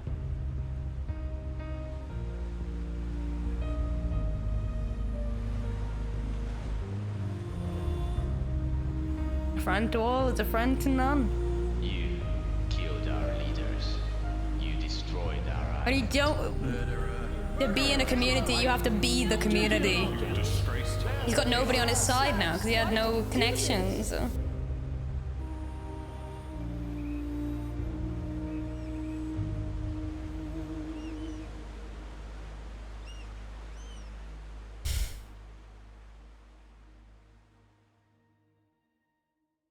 His only connection framed him, exactly. If I was him, I would never think about connections again, man.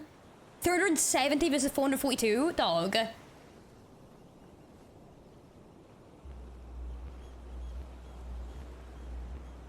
Shouldn't it be dropping soon? Yeah, I think so. Uh-oh.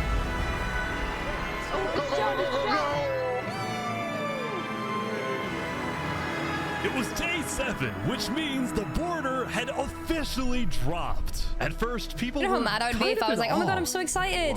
I'm gonna go over to the thing, and I just got killed immediately. Going from one island to another after all this time was a major culture shock. Is this Island 1? Camera! And as expected, Island 1 people immediately started taking resources from Island 2. They're taking the sheep. But the flow of resources wasn't all in one direction. We're probably gonna take some gravel back to Island 2. We don't have a lot of it. Still, as people from the two islands started meeting for the first time, they were surprisingly friendly to each other. Like these two who made a tunnel connecting the islands from underground. This is amazing! We've linked Island 1 and Island 2.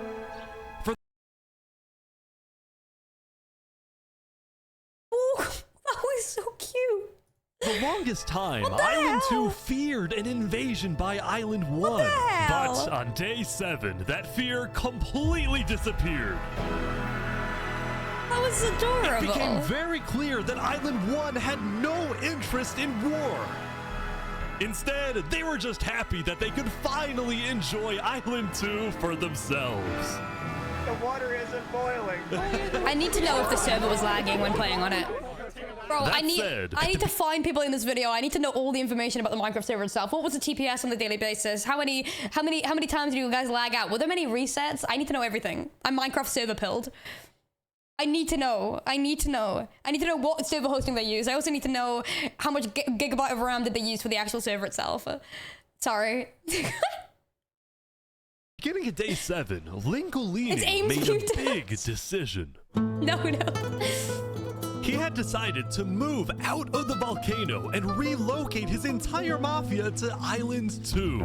See, this is much more organized than Island 1. No, I'm After just yesterday's curious. I like netherite knowing meeting, about which Minecraft server got a little stuff. heated, Lingolini had legitimate fears that Infernus might seek revenge against him. So, hoping to live a more peaceful life, Lingolini went far away and settled in the Cass Coalition.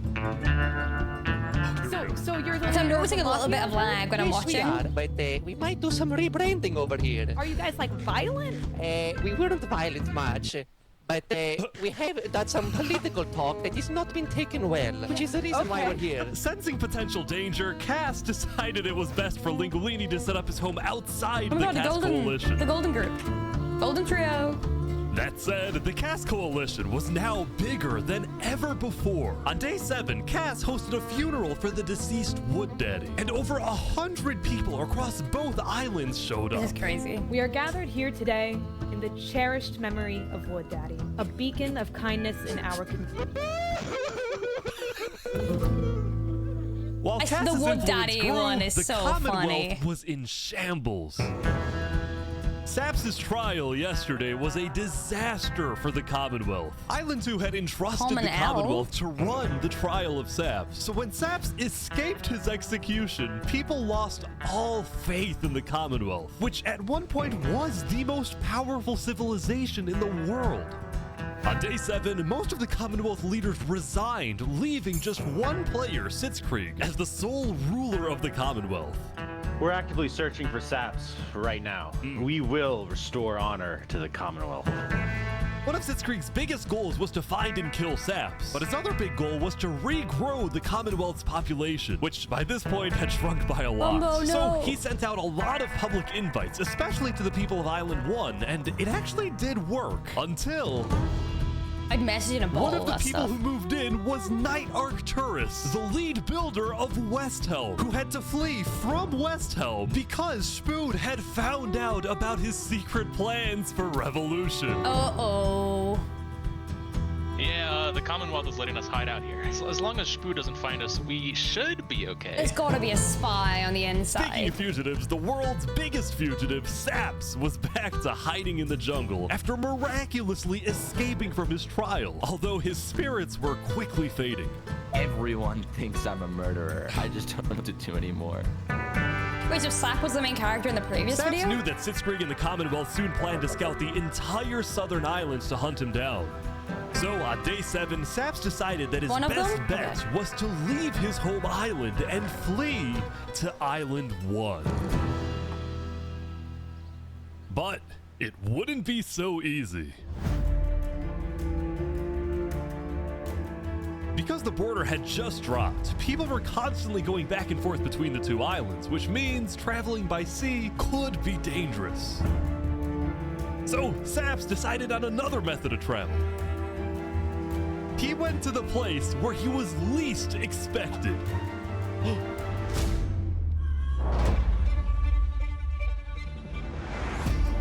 Ain't no way.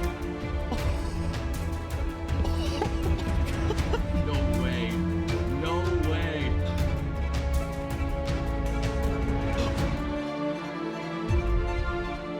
What the heck? What are you doing, bro? It's working. Island 1. Now, instead of chasing Saps, the Luminara builders instead retreated to inform everyone else that Saps was on his way to Island 1.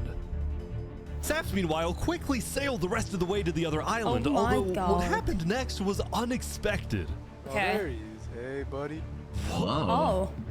He's scared the crap out of me. Am I allowed to touch this water? Yeah, right. Yeah, you know, it's good. On the south side of the island, it's safe. It turns out earlier, Saps had reached out to a bunch of people on Island 1, offering them 2 stacks of diamonds if they give him a safe place to hide. And out of all people to accept his offer, it was Turntap, the leader of the Covenant, the most feared and militaristic civilization on Island 1. How was the trip? I ran across the giant bridge that Luminara is building. Now the netherite is valuable. When Saps and Turntap... Now the netherite is valuable. They've got a fugitive. The cult has got everything they need. Finally arrived at the Covenant, Turntap immediately distributed Saps' diamonds to the Covenant army. But then, in a surprising move, he sent them out on a secret mission.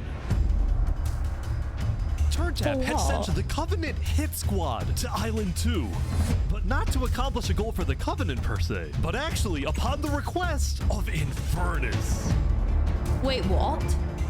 Linguini betrayed us, humiliated us. Oh no, he ruined our sacred land. Yesterday, Lingulini had opened up the volcano for netherite mining, and as such, people from all across Island 1 had started mining in the volcano. And even though Lingulini had now moved out of the volcano, Sinica felt that since people were already mining, she had no choice but to let them stay. She was not happy about what Lingulini had done, and Sinica wanted revenge. Oh! They're killing the entire mafia. Another one down, baby! Oh my god. Now, the reason the Covenant was willing to do Sinica's bidding wasn't just because she'd let them mine for netherite before anyone else. Okay. But because as a civilization that values honor and loyalty, the Covenant didn't appreciate how Lingulini so publicly betrayed Infernus. They found him. Hey, you don't ever talk about diplomacy? We could have had Island 1 at peace and world peace. And heartbreaking. The cult that you know is actually doing pretty well. But over my grave, he will not be a part of it. Oh, they've got him. They've got him. Oh my god, Linguni's still dead. Mamma mia. No way.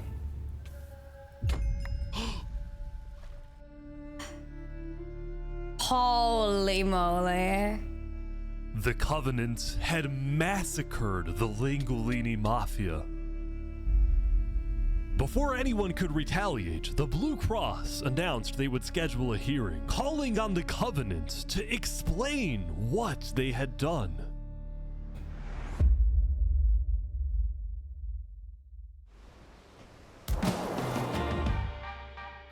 Howdy, Flux. Oh, you got some fancy armor now. Yeah, got it from Island 1.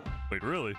Earlier today, Flux and his crew had gotten their hands on a super rare armor trim by trading with the Covenant who had picked up the armor trim from the Warden when it died.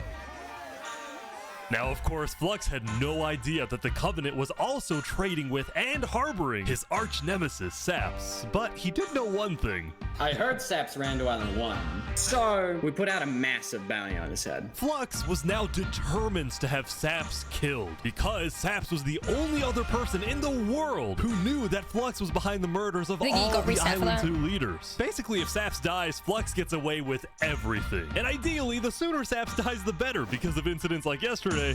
That includes the prosecution himself and their ringleader, Fluxion. Fortunately for Flux, it didn't seem like anyone at the trial believed Saps. If anything, Saps' accusation only made people hate him more, especially the people of Luminara, who weren't happy that Saps accused some of their fellow citizens. What do you want to do to Saps? Kill on site. We hunted him down the other day. We couldn't find him, but we have speculation of where he is. After the murder of their beloved leader 3 Below Zero, Luminara soon planned to host an election, and the current frontrunner was a player named Legacy. Me and my parents, we've just been going around to different houses, knocking on doors. I think we're gonna win this thing. For a moment, Flux also considered a run for leader, although he had basically already accomplished everything he wanted to do. Look, no matter what people say, Island 1 was planning to invade us. They would have just walked right ahead. But now that we have stronger leaders, more cautious leaders, they're not gonna do that. We have world peace. And not because of a bridge, but because of me.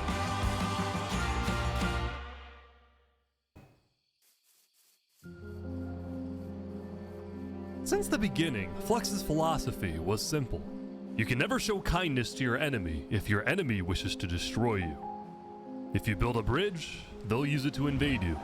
If you offer them aid, they'll use it to kill you. This is why Flux believed it was necessary to eliminate the Island 2 leaders who wished to be kind.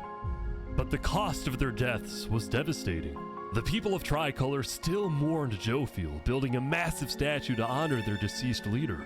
We've just been trying to focus on restabilizing our nation. Obviously, the passing of Jofiel hit us pretty hard. Meanwhile, the people of Aperion had elected a new leader, but Aperion was never quite the same after the death of Alkaline Alk.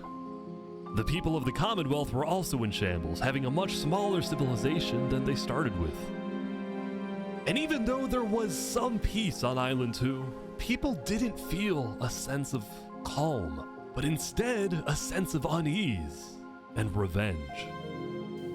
They needed closure, and they were determined to kill the person who they believed murdered the leaders they loved.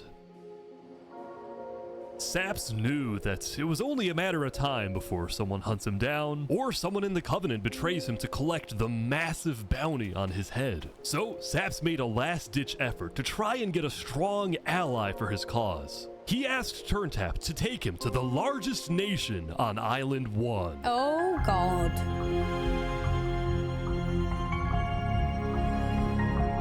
Surely this is not gonna end well. This is amazing. But on their way to the Westhelm Capitol building, they ran into a citizen of Aperion from Island 2 who recognized Saps. Oh. Oh, hey. Is there a problem here? Neutral ground? Neutral ground. Uh-oh. Uh-oh. Uh-oh. Okay. Okay. We will walk by in peace. Good call. Saps and his crew then entered the Capitol. Can I speak to the glorious leader of Westhelm, please? Cat, who's locked in? I'll go grab him. I have no idea what. Wait, they have a stick. That's crazy. Hello. The Covenant leaders brought me. Can we have a meeting? I'm not gonna lie, Saps. You coming to me asking for a meeting after what happened last time, even if it wasn't to do with you. Listen, I just want to talk. What about what? At least explain, because I'm innocent. Saps, I'm sorry. No. Ultimately, Spood rejected Saps' request for a meeting because Spood didn't exactly trust him and had no real reason to help him. So instead, Saps tried another civilization, the Al-Qarasina I got a 9 to 5 Pirates. and then you have to be a secretary. Yo, One Piece. The One Piece is real. Although when he arrived, things felt a little off. Now, since you're here, you have to drop all your gear. I'm just kidding. Well, about that. Wherever you think is the safer option. At the end of the day, I don't want any of you guys to get killed for something that I'm being framed for, you know? But then, suddenly... Yeah. Need to leave? What? Sorry, what? Where's he going? Turntap had realized that the pirates were planning to kill Saps to collect the massive bounty on his head. So he told Saps to run. What's going on? Yeah, he read that out loud. Why? You gotta go back to Covenant like immediately. We probably shouldn't have come out here. Now, on their way back to the Covenants, Turntap suddenly started acting suspicious himself. Are we safe? Is everything fine? What's going on? We need to go back to Covenant right now. You need to tell me what's going on or I'm not coming with you. Dude, either like you can handle this on your own or like just here, I'll explain to you in a sec, just come on. It's hard to trust people right now, so I'm putting a lot of faith into you.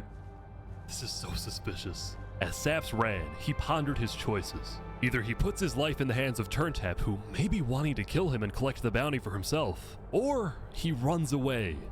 Now.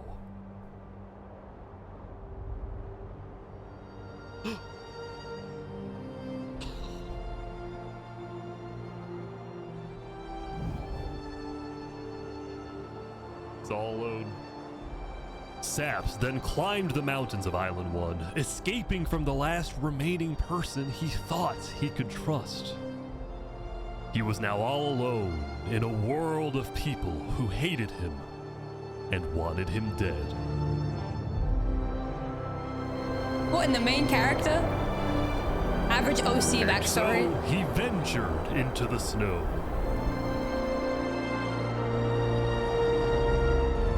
And started collecting blocks. Saps, what are you doing? I can't trust anybody. Flux won. He completely won. There's just no point anymore.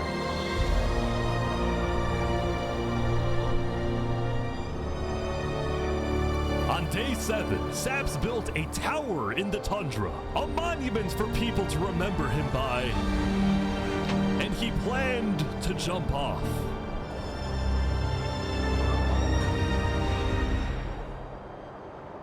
But what in the didn't. sea, Gucky? If I have to die, I'm gonna make sure he does too.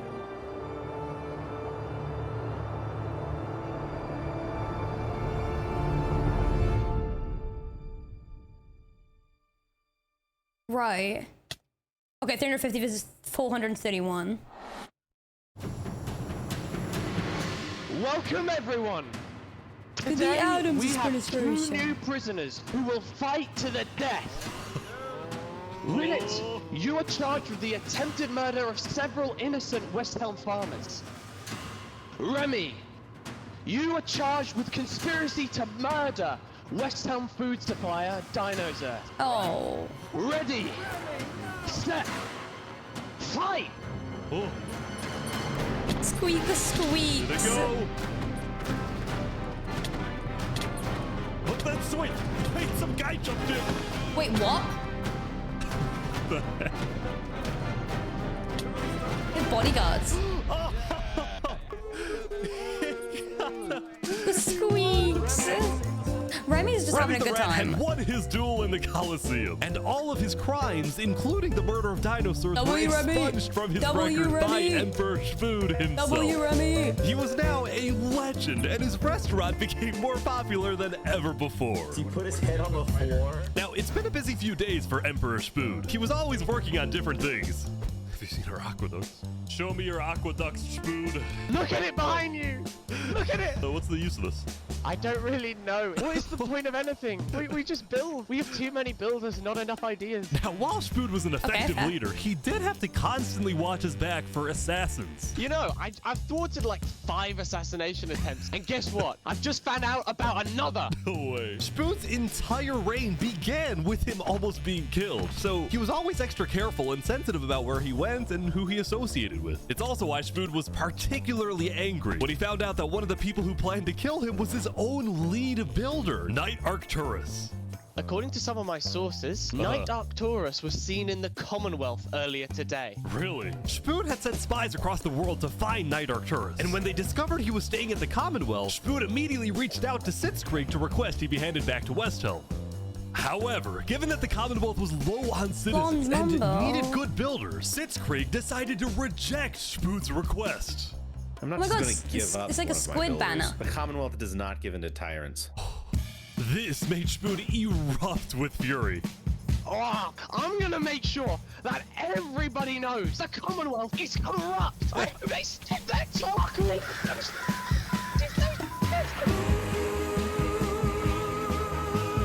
And so Spood went around telling everyone about how much he hates the Commonwealth. This whole situation became a massive drama, and it actually got to the point where the rest of Island 2 was getting annoyed with the Commonwealth. I don't get why the Commonwealth doesn't just hand him over. We don't need a war with Westhelm. Unlike the Commonwealth, That's Cass so had funny. a big population and she didn't care about Cass. losing citizens who were troublemakers. For example, earlier, one of her citizens, Addison27, had gone to Tricolor, dug into Jovial's grave, and had stolen Jovial's head. Can I wear this? Hey, Cass, I brought you a trophy. But instead of protecting him, Cass immediately banished Addison from the Cass Coalition and alerted Tricolor What, of the his grave location, digging? causing Addison to flee Island 2. It was this kind of no-nonsense leadership that earned Cass a lot of respect from not only her citizens, but other Island 2 nations who were now much more willing to ally with Cass than with the Commonwealth. The very existence of the Cass Coalition also provided a sense of security to smaller I'm seeing groups, that like TPS this new algorithm. nation who were mostly cheese merchants and called themselves the Conquistadors. This is the way of cheese, but el queso! Since the border dropped yesterday, the economies of most Island 2 nations were prospering, with heavy amounts of trade and tourism between islands. Meanwhile, in Barbie Land... I was gonna ask, when are we seeing more Barbie Land? News. What? I'm marrying Oppenheimer. What? What did I say about a wedding? What did I say about a goddamn wedding? On day 8, the player Oppenheimer had marched Wait, hold into on, Barbie Barbie? Land, but instead of destroying it with a nuke, he apparently liked it so much that he proposed to their leader. Ish, consider this your invitation to the Barbenheimer wedding. This is insane. In Luminara, meanwhile, the citizens were inventing new technologies. This is the power switch. It's 16 furnaces working together simultaneously. And it has a bunch of 2023 copper was micros on the crazy. inside, distributing everything. As much as Luminara was finally starting to live up to its name as the light Someone's of using it Island being 2, Farmer little Alpha did is its so citizens good. know among them was quietly living the world's most deadly group of terrorists. I'm thinking of running in the election tomorrow. Oh yeah? Legacy's pretty popular. There's no way we just got wedding and election arc back to back. Are you actually kidding me? Are you joking? Are you joking right now?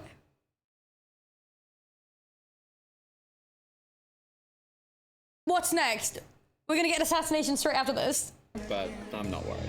While it seemed like each of the Island 2 nations had their own separate goals, they were all still united under one mission: to find and kill Saps. In fact, by day 8, Luminara had told all of the other nations that Saps had fled to Island 1, and some nations were already preparing to send out hit squads later today. But just because tropes are overused doesn't mean they're bad. I never said that. I never said they're bad. There is just something to be said about how any Minecraft video I watch, I'm able to call what is gonna happen based on these arcs. Island 1, meanwhile, was currently very dealing with good. a whole other political drama. Can I have a muffin? The murder of Not the Ling Ling. muffin. Can I have a muffin? I cannot conceive how we are being this civil about this. They came in, they found him in the hole, they drowned him in lava. This player, I can't believe they killed him was like one that. of the few remaining survivors in the Lingolini Mafia. Vietnam had escaped the Covenant's attack and wanted to get revenge against the Covenant, but was finding it surprisingly difficult to gather support. See, while the Blue Cross condemned the Covenant, nobody was brave enough to declare war on them. People feared the Covenant and its army, which is why Seneca secretly asked them to do the deed instead of doing it herself. If people knew that she was behind the attack, she would be in. Hi, Muffin. Hi, Muffin. Wanna come say hi? Oh, my baby. Oh, hold on. Come here, my baby girl. Come here. Hi. Hold on, dog time. Hello, baby. Hello, my baby. Oh, careful. Okay. Hello. Do you want to say hi? Oh. Hi. Do you want to say hi? Oh, thank you for the kisses, my love. This is Muffin. This is Steph Sims' dog. We're babysitting for the weekend. No, my dog. No, it's not your dog, Chewy. My dog. We babysit this dog more than we don't. Steph is like, do you want it? And I'm like, yes. Isn't it, baby girl? I'll take her. Isn't it, baby girl? Yeah. She gets excited now when she sees us. Oh, She thank you. knows she's gonna have Thank you for the kisses, my love. Sorry, we're taking a break from the video, guys, just to say hi to Muffin. Oh, big yawn. Oh. Yeah, she just woke up from sleep.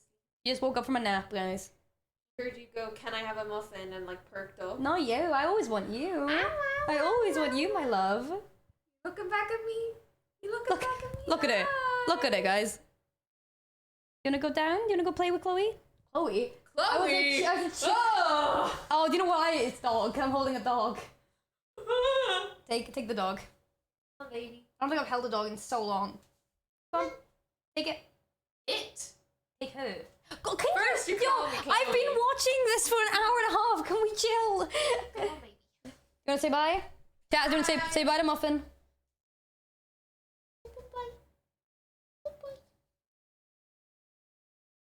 We're not wanted here. What? I'm so tired. I'm enjoying my Minecraft. I'm gonna eat my there you go. Ready? In big trouble. But for now, nobody would face any consequences for What the the hell can happen in an massacre hour? of the Lingolini Mafia.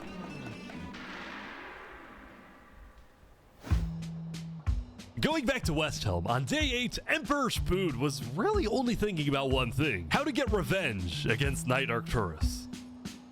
After the Commonwealth rejected Spood's extradition request, Spood's initial reaction was to begin preparing for war.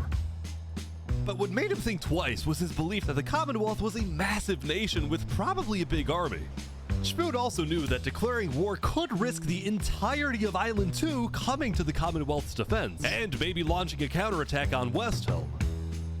So Spood decided to change strategies. He instead decided to try and bait the Commonwealth. See if he can make them angry enough to do something rash, something bad enough that would allow Spood to then declare war and have everyone's support. And Spood knew exactly how to make the Commonwealth angry. He invited back to the Westhelm capital the one person he knew the Commonwealth hated the most. Can we make a deal? We're running out of time. Saps is back. And Turnip's here too for some reason. This is interesting. Because the Covenant had brought Saps to Westhelm yesterday, Spood had specifically asked Turntap to protect Saps and escort him to Westhelm once again. That was awesome. While Saps didn't fully trust Turntap, or Spood for that matter, he knew that a meeting with Spood was a massive opportunity, and it was worth the risk. Hey, you can turn the sun away. This is awesome. Paint the moon in blood. If we can do what we do best, we're nocturnal life. Saps, you are the person that, to my knowledge, murdered all those people on Island 1. Island 2, sorry. It was not me. There is a person on Island 2 that is behind all of the assassinations and the corruption. His name is Flexion. Emperor Spood was having trouble believing Saps, but he went along with it for now. Well, it seems like we both have gripes with Island 2. Spood then proceeded to tell Saps and the Covenant about his feud with the Commonwealth, and how he needed Island 1's support in case a war breaks out.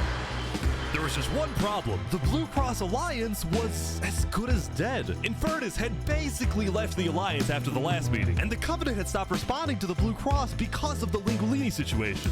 So Spood decided to take things into his own hands and individually call the big 4 nations of Island 1 for a meeting. And he wanted Saps to be there so he could tell the leaders about corruption on Island 2. Now, because of Saps' reputation, Seneca and Benji were hesitant. But as long as the meeting was in a wide open area without a roof, they decided they would go. Oh, so you turned the sun away. How could you be so cruel? Ooh, hey. You wrapped the moon in ice. That's not nice. Not nice. To begin the meeting, Spoon first had Saps tell his story. I've been put on trial and sentenced to death for a crime I did not commit. Spoon's goal with this meeting was to convince all the leaders that Island 2 was a threat to Island 1. This music is so good. One of my right-hand men was murdered in cold blood by someone in association with the Commonwealth. It's one of the many injustices I've heard about on Island 2, and I want justice. Then, Turntap of the Covenant made his own statement. A few days ago, Covenant was approached by Luminara to speak of a potential trade agreement. Legacy AN approached me in regards to Fluxion, the guy who Saps is claiming killed everyone, which I do believe. Whoa. Apparently, back when the Covenant traded armor trims with Flux, they had also done the same deal with Legacy. And Legacy had voiced concerns to Turntap about Flux's run for leader, including how Flux was demoted from second in command, and rumors that he's paying people diamonds to vote for him. This gave Saps and Spood's stories a little more credibility, which was crucial for getting everyone on board with West Helm's military proposal, which was, if any nation from Island 2 attacks Island 1, then the entirety of Island 1 must strike back. If all leaders are in agreement to this, please say aye. Aye. Aye. This is for us a problem. Benji was hesitant to join any military alliance because Elysium was the nation of peace, and he knew that his people were opposed to any changes that threatened their peaceful lifestyle. Council might not agree. Do you believe if Saps was at the council meeting, would he potentially have the chance to convince them after telling his story? I think he might. As long as Saps agrees, it's up to you. I mean, this is Saps' world. We're all just living in it. Saps and a few of the others then walked to Elysium on a mission to reunite Island 1.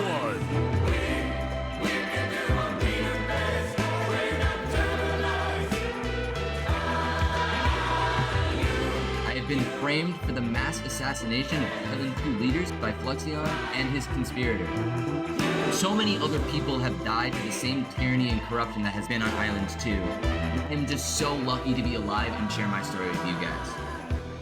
The trash talk must have gone crazy in the chat. The people of Elysium still had some doubts. Against the corruption in Island 2, which is... But who? What does that mean? That's vague. What is the corruption? Elysium wasn't convinced that potential corruption on another island was enough of a reason for Elysium to get involved. But then, suddenly... A few days ago... Wait. What the... What is this? About 15 members of the West Helm army had inexplicably walked right through Elysium. They quickly left, but it certainly didn't help the tensions. Nonetheless, the proceedings continued. They're being rushed here to pressure us. We're going to be deciding whether Elysium citizens would go to war. I think Elysium citizens need to have a say in that. Yeah, True. After even more deliberation and after even more time passed, To be fair, the Barbieheimer like vibe is the funniest thing so far. That came by, they are apparently the military from West Helm. We have. I know there's a war going on, but I ain't got time to worry about that right now. I got married tomorrow. An invasion of Island 2 in the next like 5 minutes. I do not know. What are you talking? Emperor Spood had grown impatient. After Spider informed him that progress was stalling, Spood had decided to send a squadron of the West Helm army into the Commonwealth's territory to find and arrest Night Arcturus. Oh boy, they're almost there, I think.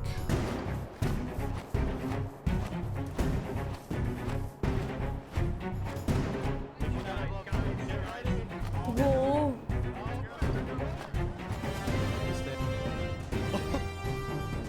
Hello, Ben. We are here peacefully. We're simply looking for a man by the name of Knight_Arcturus. Alright. We don't have him. We do not know where he's at. We have not seen him, nor have we heard from him. We don't have him. Where are they going? Is that it? With their first plan failing, West Helm went to plan What a B. plan. Shield wall, shield wall. What the? What's happening, guys? They're forming a shield wall. They're forming a shield wall outside. Everyone leave. We're getting out of here. Yeah. Everyone bail, bail. The West Helm Squadron had successfully intimidated the Commonwealth leadership into fleeing their own nation. West Helm then went around, searching every house, every mine, every crevice of the Commonwealth. But ultimately, Knight Arcturus was nowhere to be found. Yeah, if I was him, I'd be shifting underground.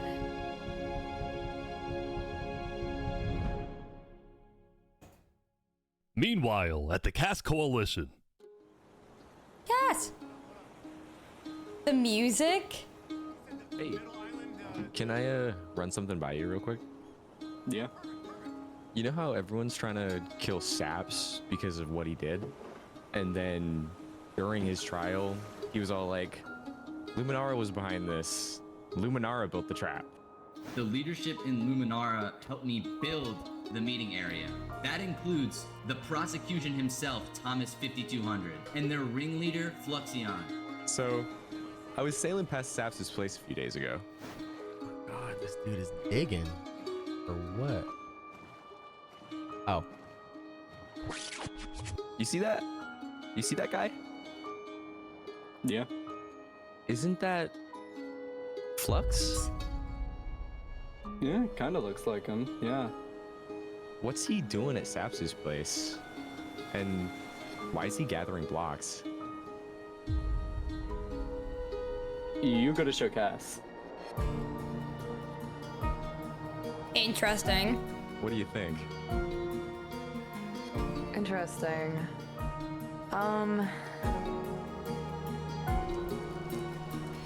You know what? Go show this to Tricolor. And probably also Hyperion. I'm on it.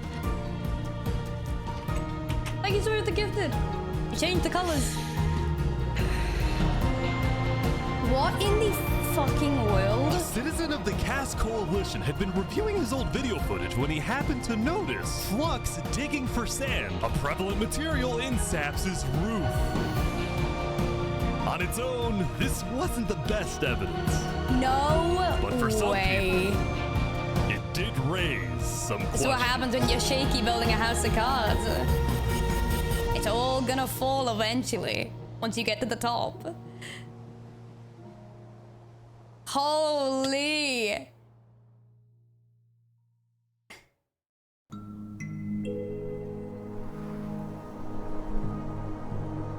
No. Yesterday, Saps had spent the day getting brought into meetings with the most important people on Island 1, and he didn't really know what to make of this. In one sense, he was incredibly lucky to finally have some support.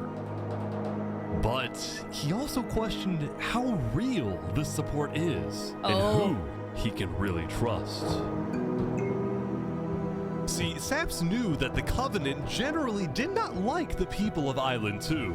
The Covenant believed that Island 1 was the supreme island with better culture, customs, and traditions. They were also known to be ruthless, having massacred the entire Lingolini Mafia. It's why Saps was suspicious of Turntap's offer to continue protecting him, especially after he ran away. But Saps knew he needed powerful allies as world tensions were ramping up. When Spoon invaded the Commonwealth yesterday, he got a lot of criticism, mostly from his own neighbors who were blindsided by the move. Spoon could have dragged all my people into war. Elysium is a nation of peace. Like that, any hope for a Big Four alliance was basically dead, especially since the other nations were now dealing with problems of their own.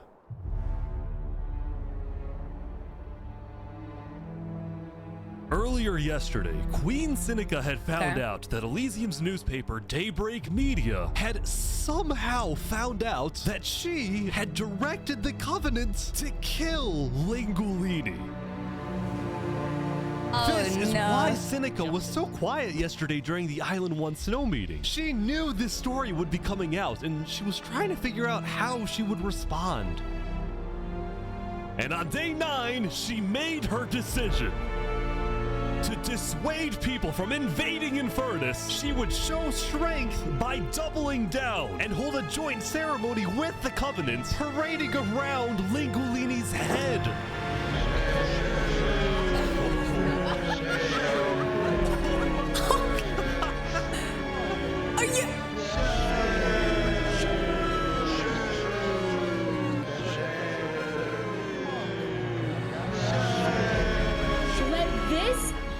Lesson.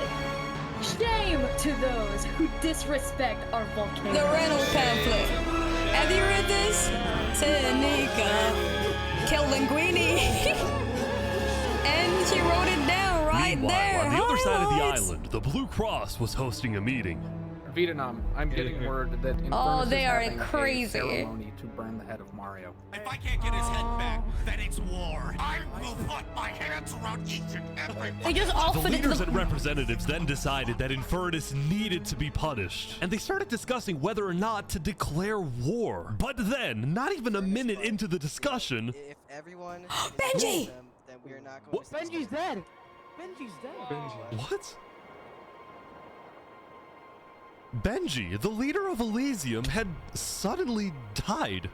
And before anyone could even ask about what happened, a member of Daybreak Media made a shocking revelation. We know that Benji had been one of the people who made the call to kill Lingolini. What? Apparently, Benji had admitted to Daybreak Media that he, alongside Infernus, had approved the killing of Lingulini. At the time, Benji believed that killing Lingulini would finally resolve the conflict over the volcano and bring peace to the island. But he ended up seriously regretting this decision. So he told Daybreak Media everything, exposed Infernus, and then ended his life.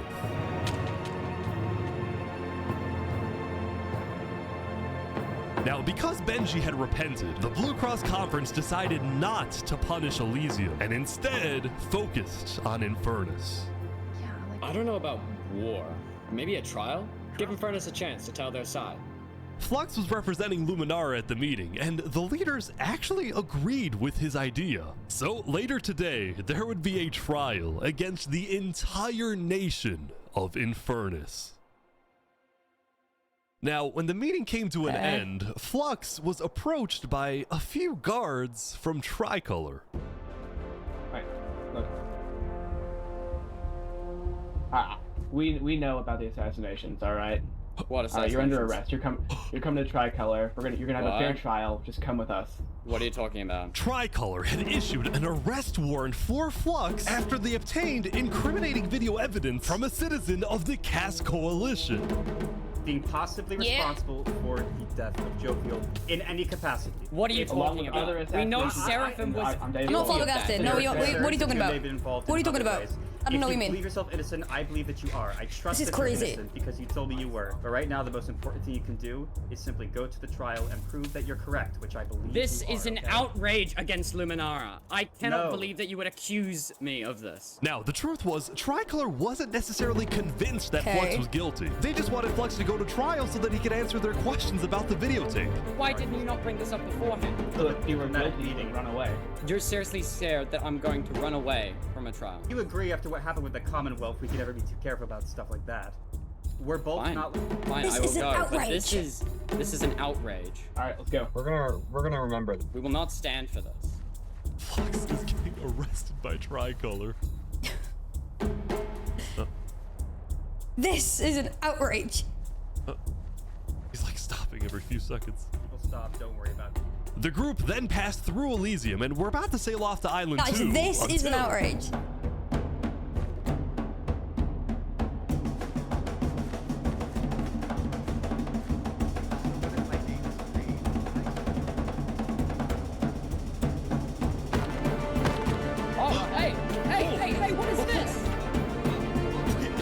What? Wait, Flux is getting away? Can this server not Flux successfully had chase secretly someone? told a member of his own crew to come and attack him so that he could run away from his arrest without looking guilty. That's crazy. When Flux returned to Luminara, his whole world had flipped upside down. He believed he had covered all his tracks, that he had gotten away with everything. But for now, he had to remain calm and decide on his next move. Legacy. Yeah? We've just been informed that you have ties to the Covenant, and they're working with Saps the Traitor. So the problem is, we're afraid you're a national security threat. You have two choices right now. You either drop out of the election this instant, or we can do this the hard way. Oh, that's tough. So that's not, wait, hold on. That's not really two options, Flux. That's kind of, you're giving us one option and then you're not telling me the other option. Like, I just gamble the hard option just to see what happens. I'm like, ooh, take a present. Where is it gonna be? All right. By forcing Legacy to drop out of the election, Flux had automatically become the leader of Luminara. Dog. Which means if Not my Tricolor still Luminara. wanted to arrest him, they wouldn't Not be my able to just Luminara. walk ahead and take him. They would have to invade Luminara itself.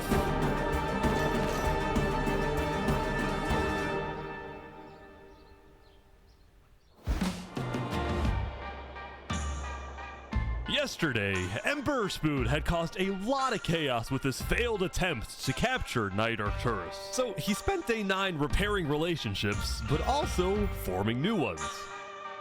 For example, earlier, Spoon had received a message from a player named Addison27 who wanted to sell Joe Fuel's head in exchange for netherite.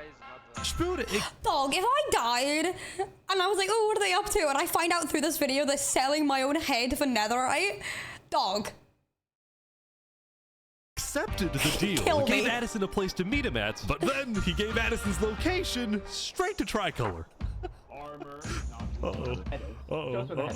Show us the head. Yeah, there it is. Oh, no. Give it right I now. knew that was happening. Now, this actually led to an alliance between Westhelm and Tricolor, the first ever multi-island alliance, and a strategic move by Spoon to befriend the neighbors of the Commonwealth. Okay, interesting. Later, Spoon also visited the Covenant after he heard about some civil unrest going on. So they all just left, just like that? Apparently, about half of the Covenant's entire population had decided to leave the Covenant. This is because they believed TurnTap was betraying the Covenant's values by constantly trading and associating with Island 2.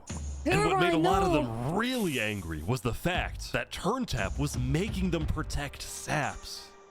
See, originally, TurnTap had only brought Saps in to get diamonds for his army. But the more he heard about Saps' story, the more he became captivated by Saps and wanted to help him.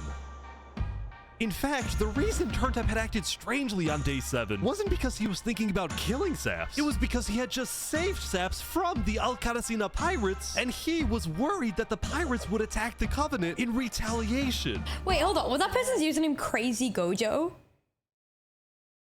That's so good. Anyway, now that TurnTap That's just had the Gojo. pirates against him, as well as much of the Covenant forces, which TurnTap himself had trained to be ruthless, it's fair to say that his life was in grave danger. But before he and Spoon could figure out a solution, the Covenant suddenly had a surprise visitor. Come here, you're under arrest. Uh-oh. Yo, they're trying to kill me? You killed our leaders. You destroyed our island. After days upon days of searching, the Commonwealth had finally found Saps. It's literally the guy. Saps is now hiding. This player, Zekor, was now the main diplomat of the Commonwealth, and he knew that Peeks this was at the his happen? Okay, opportunity hold on. to finally kill Yo, Saps. they're trying to kill me. Just really chill. The last thing he needed to do was to convince Spood to hand Saps over. Spood, come here. Please, let's have a talk. Let's have a I chat. love the Are diversity you of accents and friend everything of like that in this. Spood It's or very behind? cool. Alright, could you guys come inside? Oh boy. Meet me inside. Meet me inside. go. Meet me inside. Meet me inside. We can put all of our fighting behind us. I propose a trade. You give me Saparada, and the Commonwealth gives you Knight Arcturus. Oh wow. RT for Zaps. I mean, where would this happen? You can let us take Saparada now, and then we can kill Arcturus for you. No, don't kill him. He needs to fight in the Colosseum. Alright, we can make that work as well. Wait, so you're saying you know where he is? No way. It's interesting because Sitzkrieg said he didn't. Okay. We don't have him. We do not know where he's at. Look, he comes back every now and then. We'll find him. Really? Is that so? Why would I lie? So you'll find him for me? Spood, don't do this. Look, Spood, I have to be honest. I'm shocked that you're defending this criminal. Either you accept this deal right now, or I tell everyone from back home that you're harboring Saparada. They'll all declare war on you, and this will be the end of Westhelm.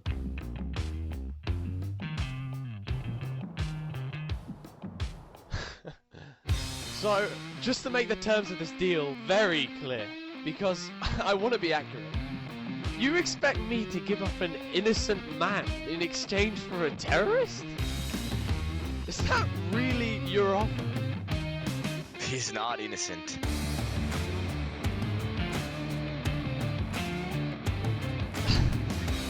Alright.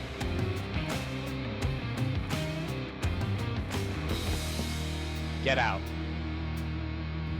Now.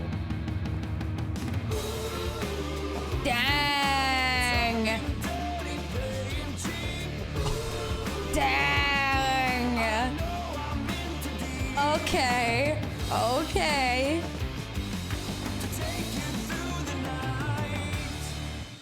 Okay.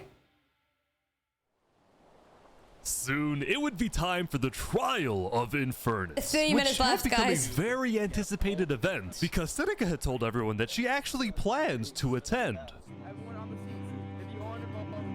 As such, Turntap would be there to help her, which meant Saps also had to go. He wanted the Covenant's protection, which would actually come in handy. What? Saps getting attacked. Oh no. Oh boy. I could understand the names being different colors. The attacker was taken out immediately by the Covenant, but this led to another problem. We need to know whether we should keep Infernus in the area. We are worried about assassinations. Not going in a building, we're having this outside. Seneca and the rest of Infernus had arrived, but were refusing to enter the courthouse because of safety concerns. Infernus is saying outside or nothing. They're not going in. And as expected, people were quickly becoming impatient. I have to stand here for 5 more minutes. I'm gonna pull all my hair out. Let's come inside. These people don't have the ability to come in this building. The trial hadn't even begun and things were already out of control, and then... Oh no. Someone's setting up dripstone.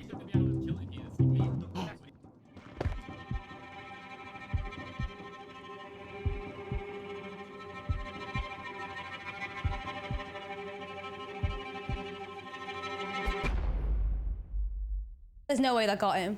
Oh! Poon? Poon!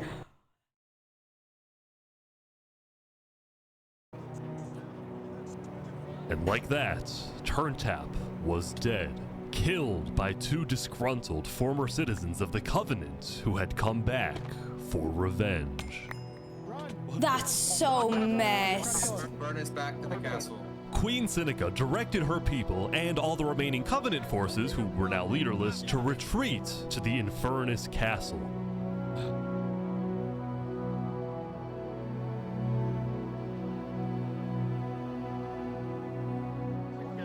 Both Infernus and the Covenant were eventually found guilty of murdering the Straw Linguini hats are Mafia. so funny.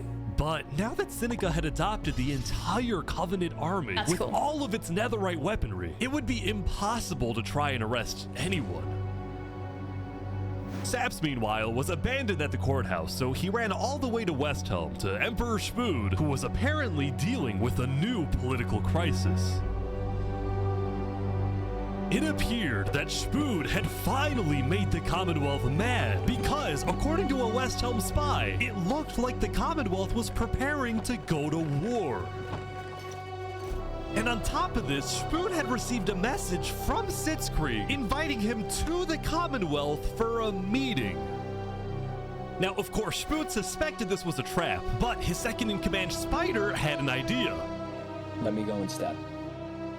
Let them kill me, and if they do, we'll have the right to obliterate them.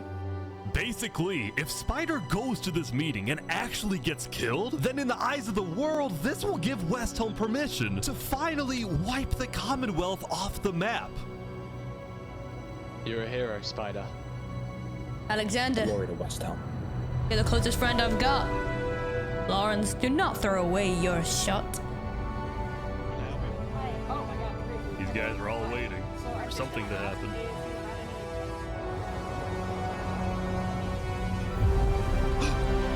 Oh my god. Ain't no way. Spider, no! Glory to West Helm!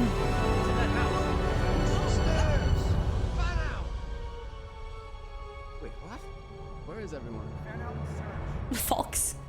The Commonwealth had been completely abandoned.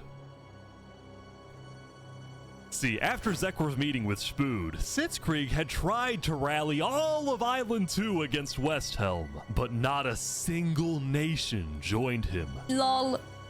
Lol. Throughout its days, the Commonwealth had faced chaos, infighting, global humiliation, and now Sitzkrieg was utterly defeated.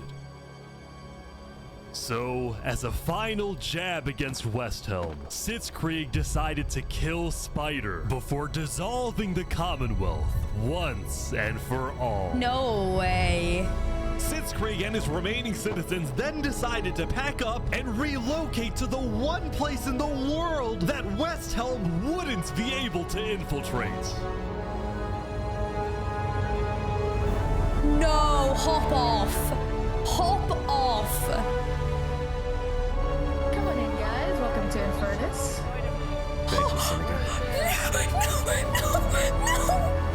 No. So many people. Infernus is massive. No, get out of there.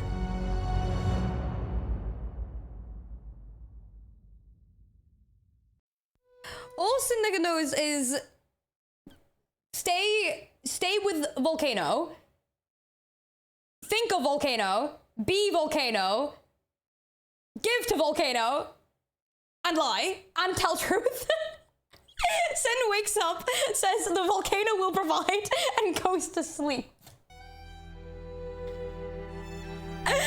Meanwhile, at the Cass Coalition, it was the end. They hear the Volcano and the Volcano. The farmers had produced plentiful crops, the businesses had made lots of sales, and there was even a birthday I'll party. go on a deep dive about pronouns after this. I'm still very confused. But while her people were happy, Cass knew very well that the outside world was quickly growing out of control.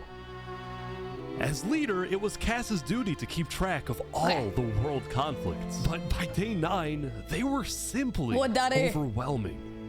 She watched from afar as the Commonwealth fell apart. She watched as world leaders died left and right.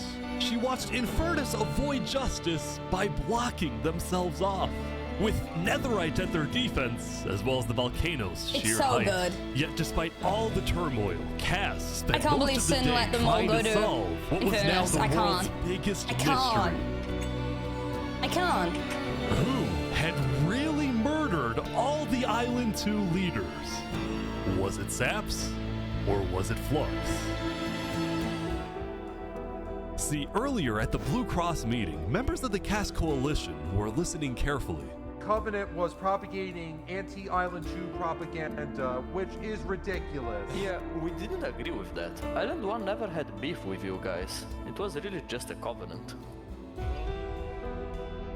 they can see that Island 1 is gearing up to invade us, then at least they'll know I tried to warn them when Island 1 comes and kills us all. But the Covenant was going to invade us, right? Honestly, probably not. I think they were just trying to scare you guys. Flux had fully believed that Island 1 was going to invade and even yelled at the other leaders for doing nothing, which made Cass think, what if that's the reason he killed them? Besides, what would be Saps' motive? There wasn't even a motive alleged during his trial, yet he was still found guilty. In fact, thinking back, the trial itself was suspiciously short, and the judge made a decision very quickly.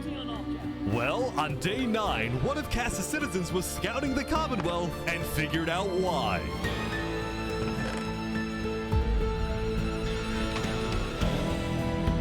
Flux had bribed the judge to ensure Saps was found guilty.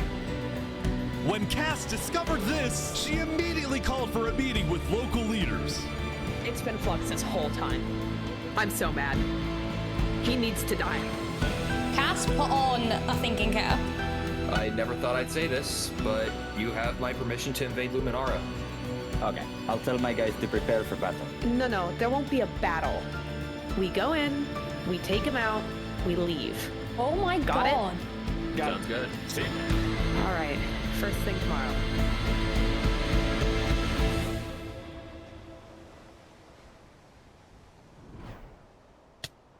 $319 versus 402.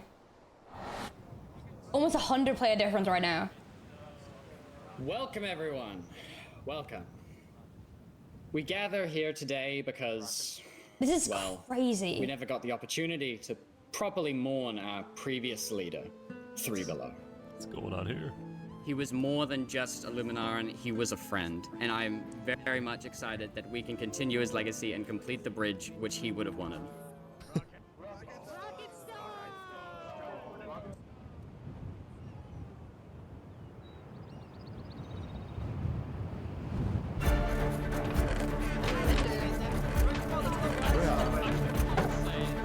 Let's go! And so, the Cass Coalition set off on their mission to kill Flux once and for all.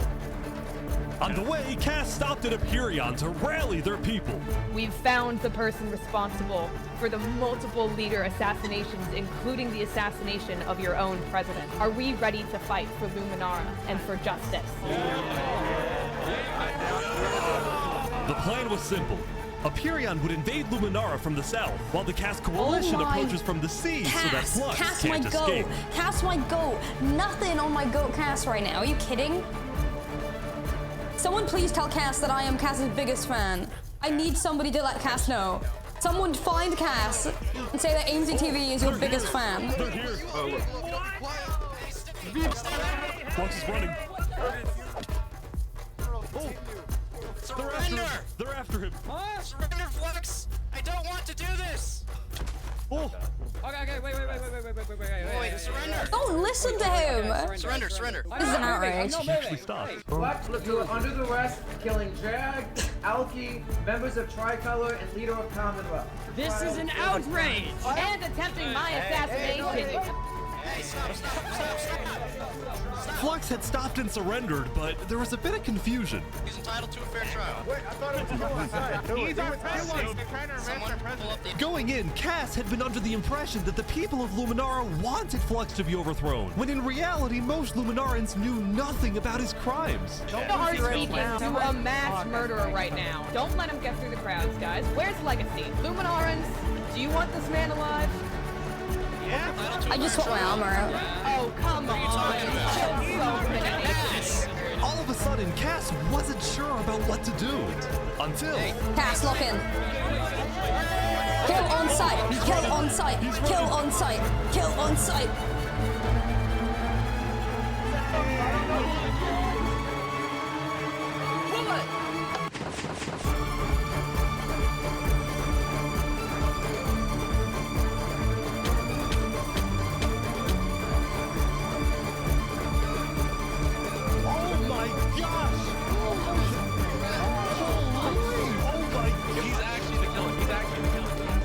Flux Flux had killed 5 people using a secret trap he had built the day before.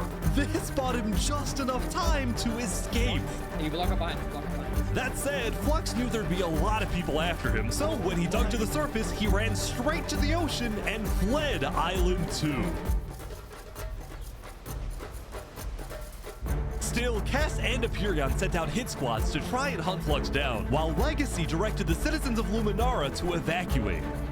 I gotta move all of these people over to the Conquistador HQ because no one is safe in Luminara at the moment. Holy. Like that, Legacy had taken over as leader of Luminara. Cass and Aperion were down 5 citizens, and Flux had gotten away with everything once again.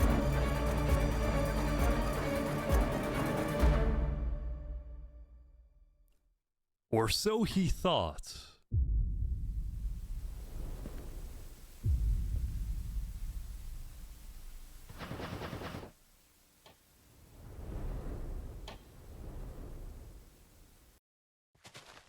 I am so confused on what's happening Oh my god! Oh my god! Oh my god!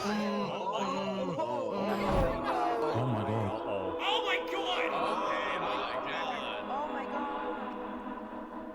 When Flux's trap went off, the rest of the world had a lot of questions. Was that in Luminara? That was Flux? Wait, Flux killed those people? I love this icon. This one icon, Brit. No one else has had any camera. Wait, this is my icon. I love this person. Busy Brit, you are my icon. You're the only person with webcam on this entire time, and I'm loving you. Diva. That is my diva. Killed those people. Queen. Yeah. My goat.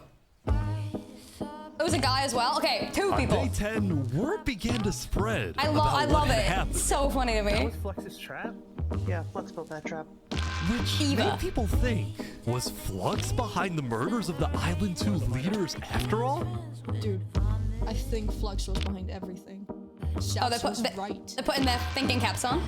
Suddenly, the world realized that Saps had been telling the truth.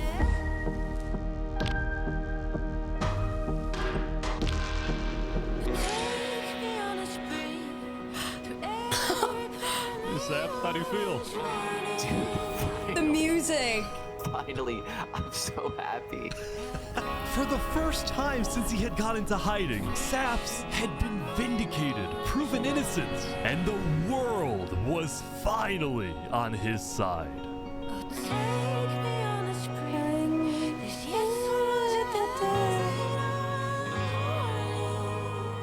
Vindication. And now, instead of hunting for Saps, sounds of liberation. All of Island 2 was determined to find Flux. Bro, this is what happens when people want trials. We should have just started killing him. I don't know why anyone stopped in the first place. I would have been the bad guy if I killed him right then and there with everyone yelling, trial, trial. But the search for Flux didn't take long. Someone just saw Flux going up the volcano. Oh, you're kidding. Oh, you're kidding. Queen Seneca had offered Flux refuge at Infernus. Nah. No. The volcano didn't. No, the volcano didn't tell you to do that. The volcano did not tell. No. Under the condition that he and his crew build deadly traps. The volcano's lying to you. The volcano's lying to you, babe. Nobody can break in.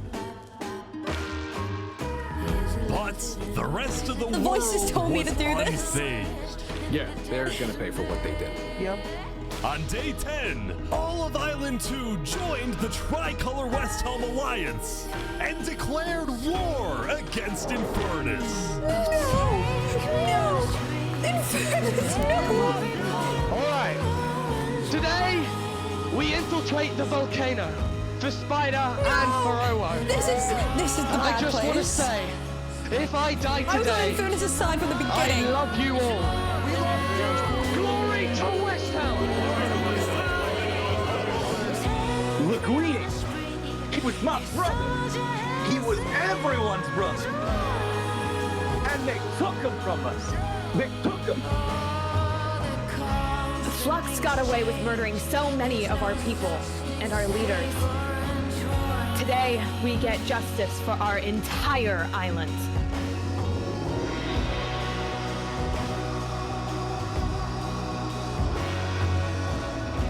Okay, vamos, Anita, vamos. All right, everyone in. I'll meet you at the Coliseum. I have no words right now.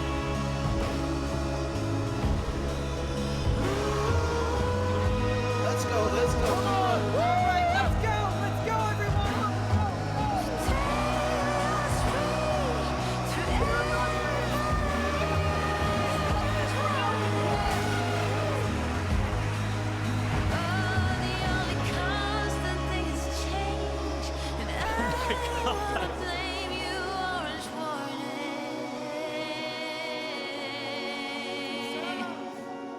A few days ago, my home was turned into a death trap behind my back.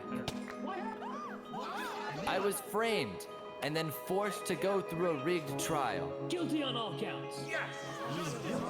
A few days ago, every single person in the world wanted me dead. But today, you all know the truth about who really killed our leaders and our friends. Today, we walk ahead, we storm the volcano, and we get justice!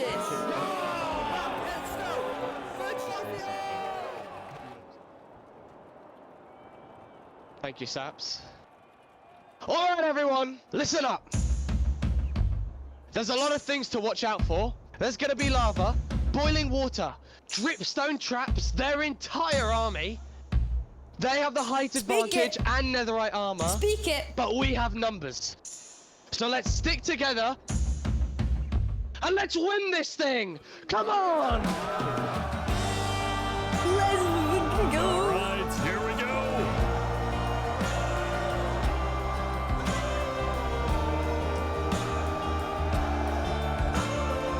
There's so many people. Cats don't die.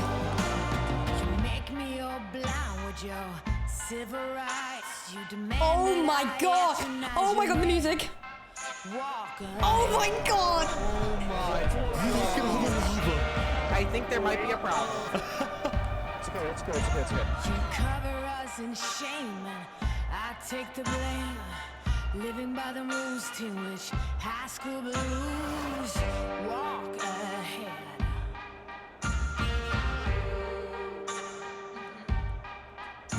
Big cannons keep provoking. Blood red suns thirst choking. Can anyone stand this nonsense? Eating away, telling us to stop and obey. To stop and obey.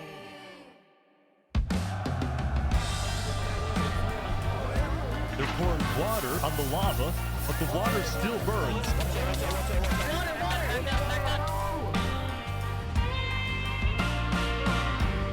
Okay, send out the covenant now, right now. Go, go, go, go, go.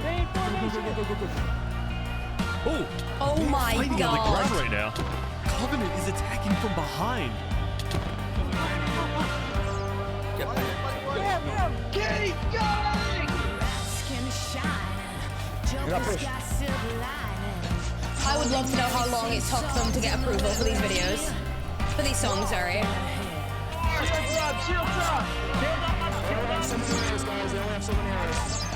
Oh my god. It's just chaos on the ground as well. It's the Covenant.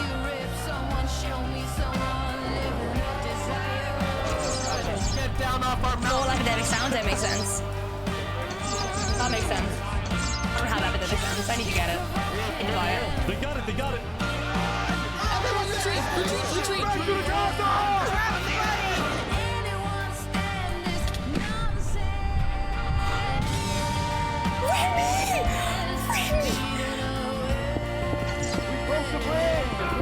Telling us to stop and obey.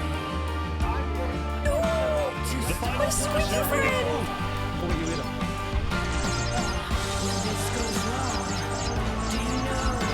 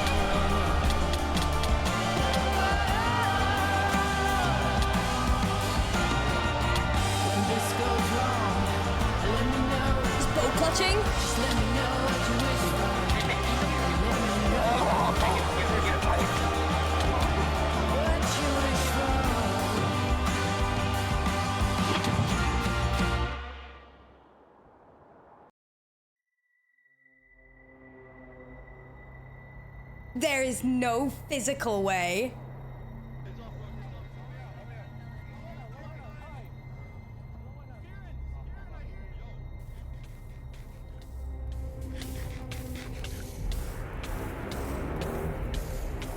Like a phoenix, I rise.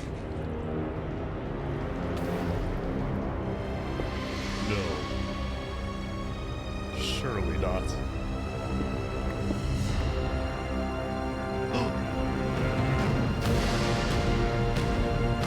Dude. No, of course he has a tunnel. Of course. Where was he? I saw him! I saw him! We're gonna kill him! Run away!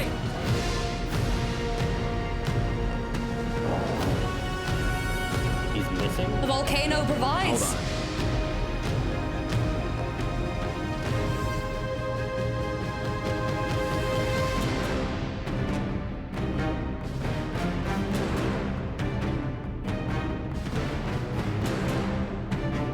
Oh, come on. No way. All right, guys, let's go. Let's go.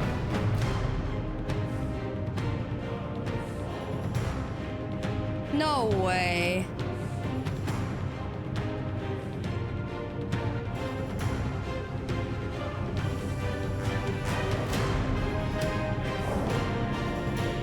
In the Colosseum?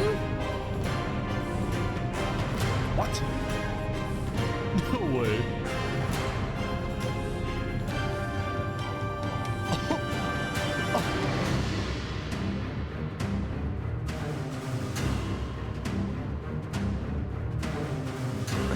Wow, you actually showed up. Can't say no to a friend, can I? Let's make this a fair fight, okay? Flux. Ridiculous. Look at all these people dying right now because of you. You know, Saps, none of this would have happened if you had died like you were supposed to. I'm sorry for everything you've had to go through.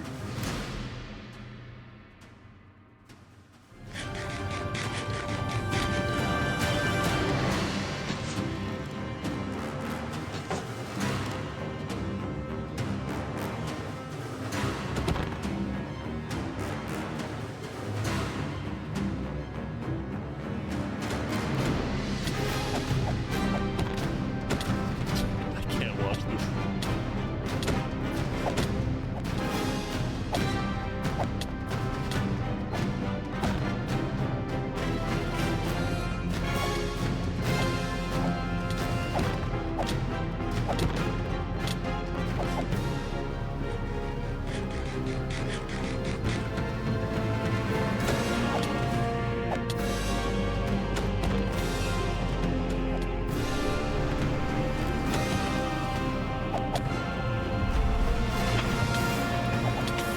Oh my gosh! No physical way.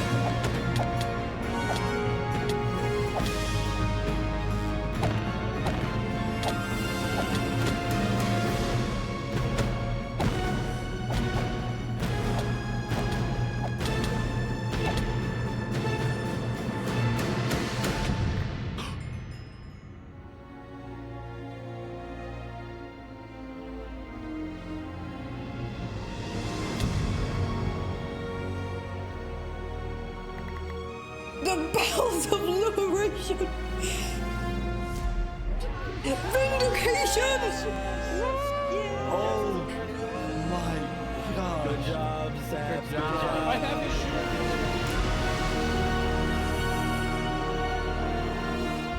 Saps had killed Flux. And with that, Flux's reign of terror.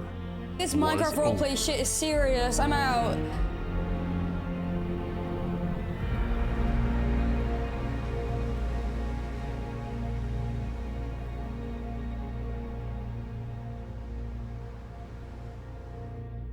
I should have watched this with a heart monitor. Days later? Oh. Guys. we gather to honor the lives lost in the Battle of Infernus. Since then, I think we haven't felt the same. I know I certainly don't. Cast lived. The Island 2 West Helm Alliance had defeated the Infernus forces, but winning had come at a high cost. Wood Mommy and Wood Daddy. After the war, people across the world took time to mourn their dead, reflect upon the battle, and then, eventually, decide how to move on.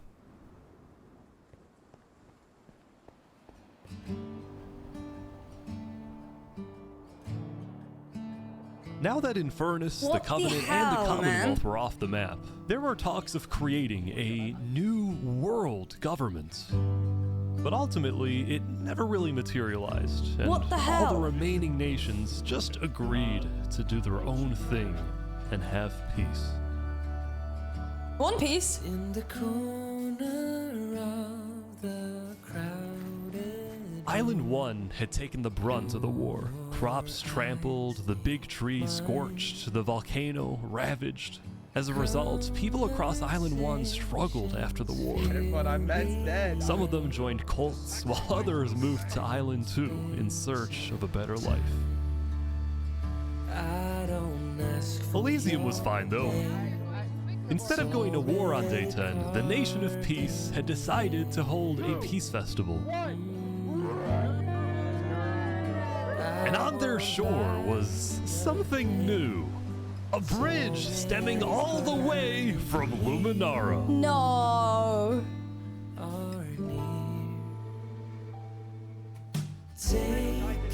They finished the bridge. And so everybody lived on in peace, including Saps, who at long last had returned to Island 2. Am I strong enough? Those brings back memories.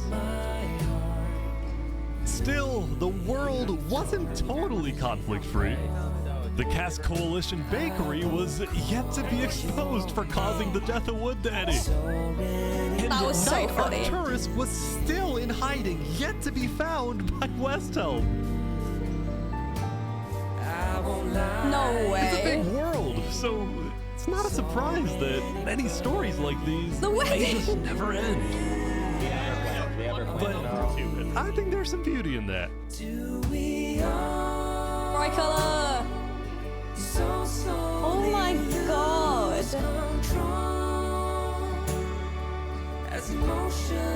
Nevermore. Yeah, we still have some work to do. We will catch that traitor. But tonight you can rest.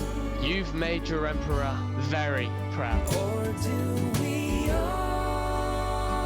Jury, you have heard all of the evidence. If you find Thomas 5200 guilty of aiding Fluxion with his reign of terror, jump now. No way. Thomas, may you find mercy in the end, senor.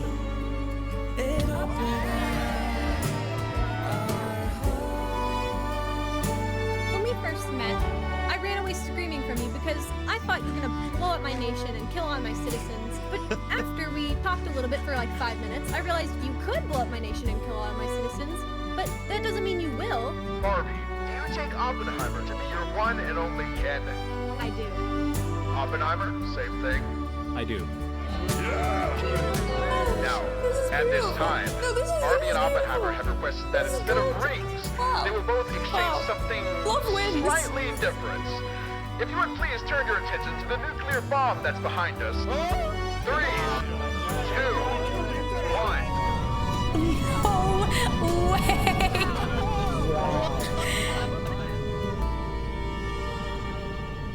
The bee.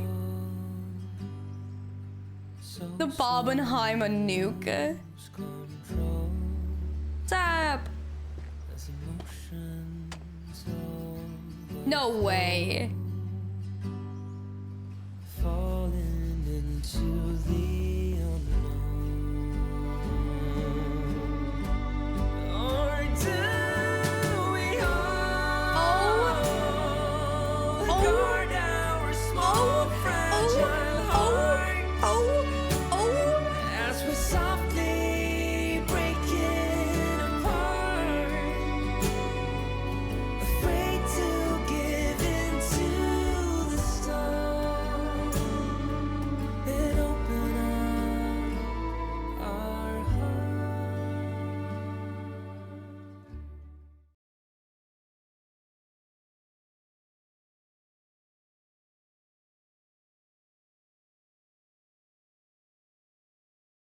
No one mourns the wicked. No one mourns the wicked.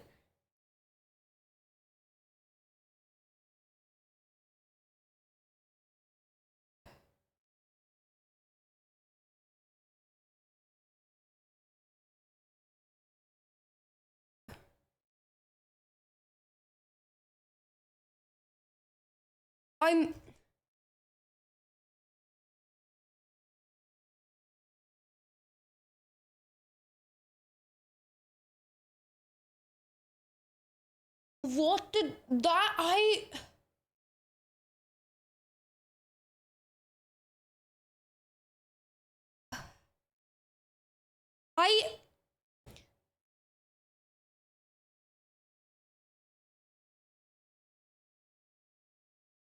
Wow.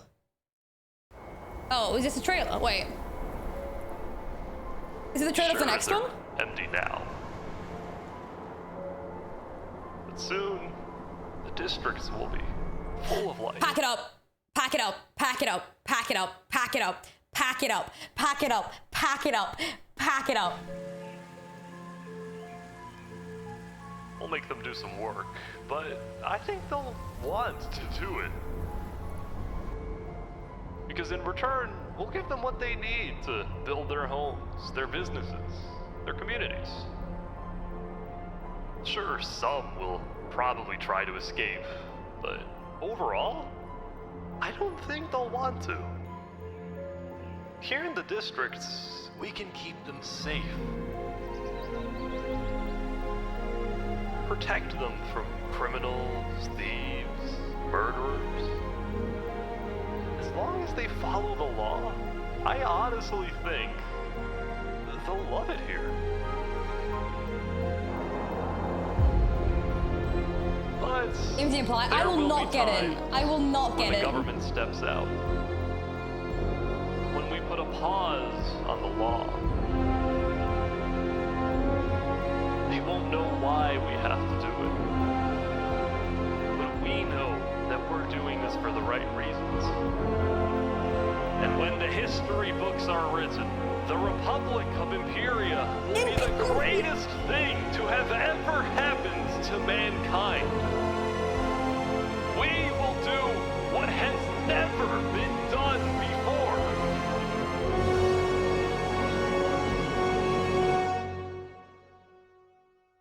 So join us.